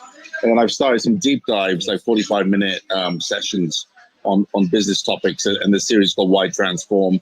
So YouTube just seemed like the ideal home, because everything I put on LinkedIn as these clips, I get a few thousand views, which is great. But then they're not organized anymore once they're gone. And then it was a bit cumbersome on the website. So yeah, so that's why I picked the YouTube channel, and it's just a good repository for a lot of content and history. So that's what I'm using it for. Great. Also, I think on the link tree, it's a good way just to click people into my life. You know what I mean? So you got clips from podcasts, you got other things, and I'll start building that out. Like with Why Transform, I'll add some other topics, and so when they go into YouTube, they just jump into some sections and kind of hang around, hopefully. The other thing about I haven't looked at it properly, but YouTube Shorts is apparently a really good thing to look at. And again, people get too consumed about the format, but it's literally just like a portrait video on a YouTube, Stories, and it will story. Yes, like stories on YouTube. Great. Holly, you were flashing when we mentioned YouTube. Thanks, Beju. I use YouTube, and suddenly my channel's starting to grow. I have used it very much like Dr. Habiba for lots of different things. And I first started YouTube to try and put myself out there and go on video, which was terrifying. After a breakdown, it's really the hardest thing to do. But I am doing it now. My YouTube challenge is a melange of things. And funnily enough, the video that probably has the highest number of views runs for about 2 minutes, and it's me icing a chocolate cake. So I would say to everybody listening, please don't be frightened. Think of the journey I've been on, and if I can do it, you can do it. I think progress is more important than perfection. Every single day, I am just experimenting. And I have been told that I'm omnipresent. Well, I don't set out to be, but it seems to be that way when you're just getting out, being yourself, doing what feels right to you in the moment, being completely authentic. If we try and overthink it, the algorithms, they're so fickle that they're not going to necessarily support us. So I think the important thing is to listen to your heart, listen to your intuition, do what feels right for you, do what feels right for your audience, and just go out there and make something happen. YouTube is about experimenting, just like any of the other channels. And as Robin was saying, it's a top search engine. So we all need to learn to get a bit savvy about these things. Thanks, Beju. I'm Holly. I'm done speaking. Thank you. I think Paul, actually, I think that's a room for next week in the Breakfast of Winners, YouTube and search engine and how to use that. Maybe the shorts, and we can get some people talking about YouTube. Guys, we're coming towards the end of the morning. It'll be a great morning. Lots of shares. Great in the studio. We missed you, James. I know, like, Paul and Ashley ain't said a word. I know. Paul and Ashley ain't said a word. Not once. They've been very quiet, haven't they? They've been very quiet. Not once have they said, "Oh, we're." No, we're just watching Beju enjoy it. I love it. So I'm your understudy. James. Whoever you need one. Happy days. Well, okay, then Beju's James' placement. Brian's mine. And who's miserable on the app? It can be Paul's replacement. Paul's coming over. James, are you on a walk? I'm not on a walk. So I'm at an event now. I didn't realise it starts half an hour earlier than I thought. I've got 150 people who I'm about to pitch this app to in front of their face, whether they like it or not. Literally, take your phone out of your pocket right now and download this app. Have you got an app, James? Have you got an app as well? No, he's got an agency, podcast agency. I've got all the A's: apps, audio, agency. Ashley. Just call me Mr. A and Ashley. And Abercrombie. Abercrombie. Here we go. Great. Oh, Paul's back. I'm back at the desk now. Back at the desk now. Back at the desk. Oh, and they've got one of these buttons. If you take the thing at what the buttons mean, hang on. Oh, hang on. One more. Oh, and finally. There you go. There you go. Paul, how does it feel sitting that side? You've got nothing here, is it? It's a bit bare. Can't see anything. Can't see the screen. Can't see anything. It's a bit bare. Why do I get lost in a daydream, and nothing to play with? See, I'm always about the customer journey, if you hear me speak. So what would you like to improve your journey on this side of the We've just desk? proven I shouldn't be sitting this side because I turned my mic down because I was playing with the button and I've started talking and Paul's walked over and turned the button up. Okay. I was playing with it going up and down and then I turned my mic off and I was talking and then that's why Paul's walked over and just gone. If you check my story, I've put a little video about us doing the thing. Actually, I put another story right now. We need screens on this side. Like, I feel like I need to walk over to the other That's side. what I think. I think it's just one screen of the live stream or something like that. That will be the daggers. Look at Paul's face. How do you cope with that? If we can get that done in 5 minutes. That's the cogs turning. Okay. That's what that face means. It's the cogs turning. If we can get that done before we leave today, that would be. No. It's not that. It's It's intense.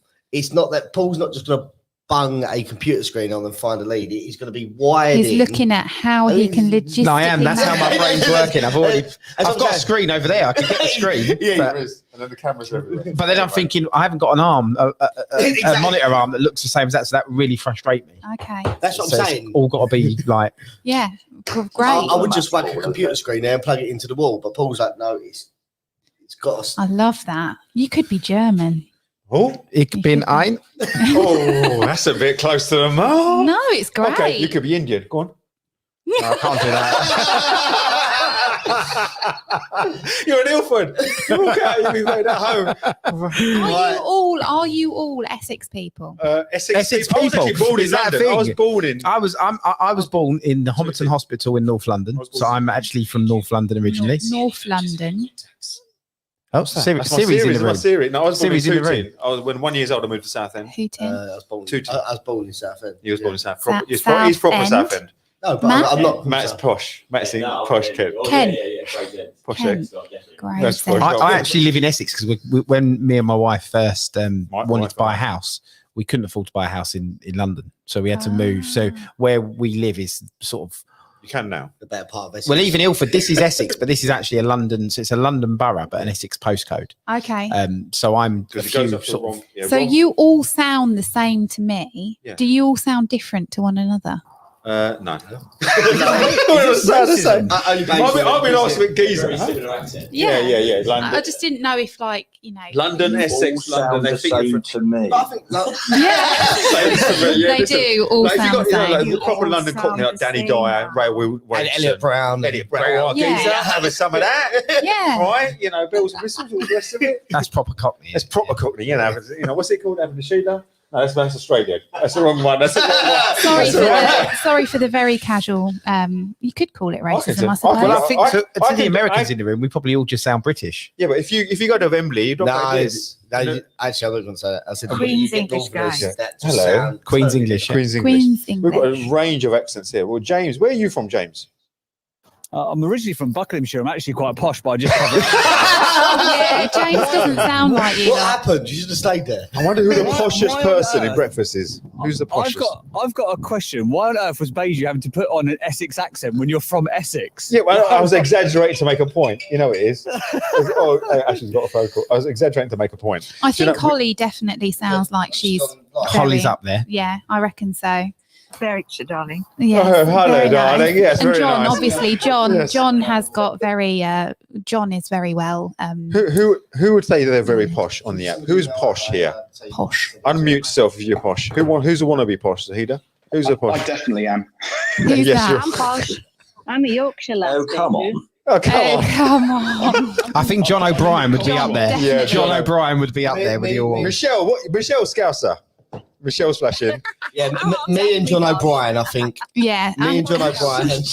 Lauren that comes in sometimes as well. Lauren. Yeah. Lauren Yeah. likes- Definitely, Ashley is posh. Yes. Yeah. Lord That's where Ashley. we come from. Lord Ashley of Shipman. Lord Ashley, absolutely. The Americans are thinking, what is hell is going on here? What's America? What's the posh Well, part? quite frankly, this morning's been very brand damaging. For anyone listening to the Every room. day. Thank you very much. Every day when I turn up, I my have to goodness. assess how much I'm prepared to damage my brand. Oh, dear me. Right, so let's Are we done? guys, Are we done? We are done this morning, guys. You can stay all day if you want, Beju, but we're going to go. Can we mention Pete's thing? It's quite good. Oh, and also 4:00 today. Yep. The coaching room, the power hour. Make sure you come along. If you click on my face, you'll see the link to the room. 4:00 today, and Pete's got a room as well, I think. Yeah. So Pete Cohen is raising money for a home in Uganda, 101 children. It's a 24-hour sprint. I'm speaking later on. I think James is speaking. You're speaking later on, James? 6 o'clock. I'm speaking. Yeah, be there or don't be. I don't. Yeah, James, and I'm speaking at 11 o'clock tonight on the thing. So tonight 11 o'clock. Yeah, tonight 11 o'clock. That's after my bath time. So that's after your bath time. Yeah, I'll be gone by then, but mate. please, even if you can, pop in for 5-10 minutes into Pete's room, raising money, looking to raise £10,000 for a home in Uganda for 101 kids. And again, that only came about because the gentleman Mandela popped into Pete's room 2 weeks ago, mentioned that we're looking for food. Originally, is legit. Pete sort of dig deep a little bit, and do you know what? This is 101 kids in a home. It's an orphanage, but he calls it a home. Beautiful children on Instagram. They raised £400 in that morning, to able to fill the kids that day. And as a result of that conversation, Pete said, right, we're going to raise £10,000 so we can actually build the home and provide something sustainable for them, so the children provide. That's amazing. Absolutely amazing. And for those of you who really missed last Friday, because I was on holiday. There was no, Lucy, and you say that, right? Yeah. There was a lot of people. Matt, for example, said, you know what, his weekend was a little bit because they asked me to cover. They asked me to cover. Oh, we could, no, yeah. And I wasn't around. So You could do it. I wasn't around. What I Ashley wasn't wanted around. to do was just stand on stage and do Wolf of Wall Street chants. Yeah. So no, but Lucienne's room, it's a great, and I think, I'm doing the mindset room on Monday. We can dovetail perfectly. So set yourself up with Lucienne, get it all sorted. Then on the Monday we can just sort of reinforce those messages to make sure Love you have it. a great week. Yeah. So back on today at 4. And if you haven't been listening all morning, we've got an app. So please, if you take one action today, go and download the app for us, please. And also give us a review. That really, really helps. So if you have downloaded it, over 170 of you have downloaded the app so far, which is great. So if you have downloaded it, please go and give a review, because it would be great to get 100 or so reviews. So please give it a review for us. Matt, which button is it? The pink button or the red button to close? Is it that one there? No. It's that one. Because that's the reset button. The thing's gone. The screen's gone. So I don't know where the click on it. Hang on. Where is it? So guys, we just. This is a lot of fun, by the way. Watching these three men. How many men does it take to change a light bulb? Well, it actually only takes one. The other two stand and watch. Right, we've got the music ready. Are you ready, Ashley? What do we say? Yes, rock and roll, guys. Have a great week. Have a great weekend. See you soon.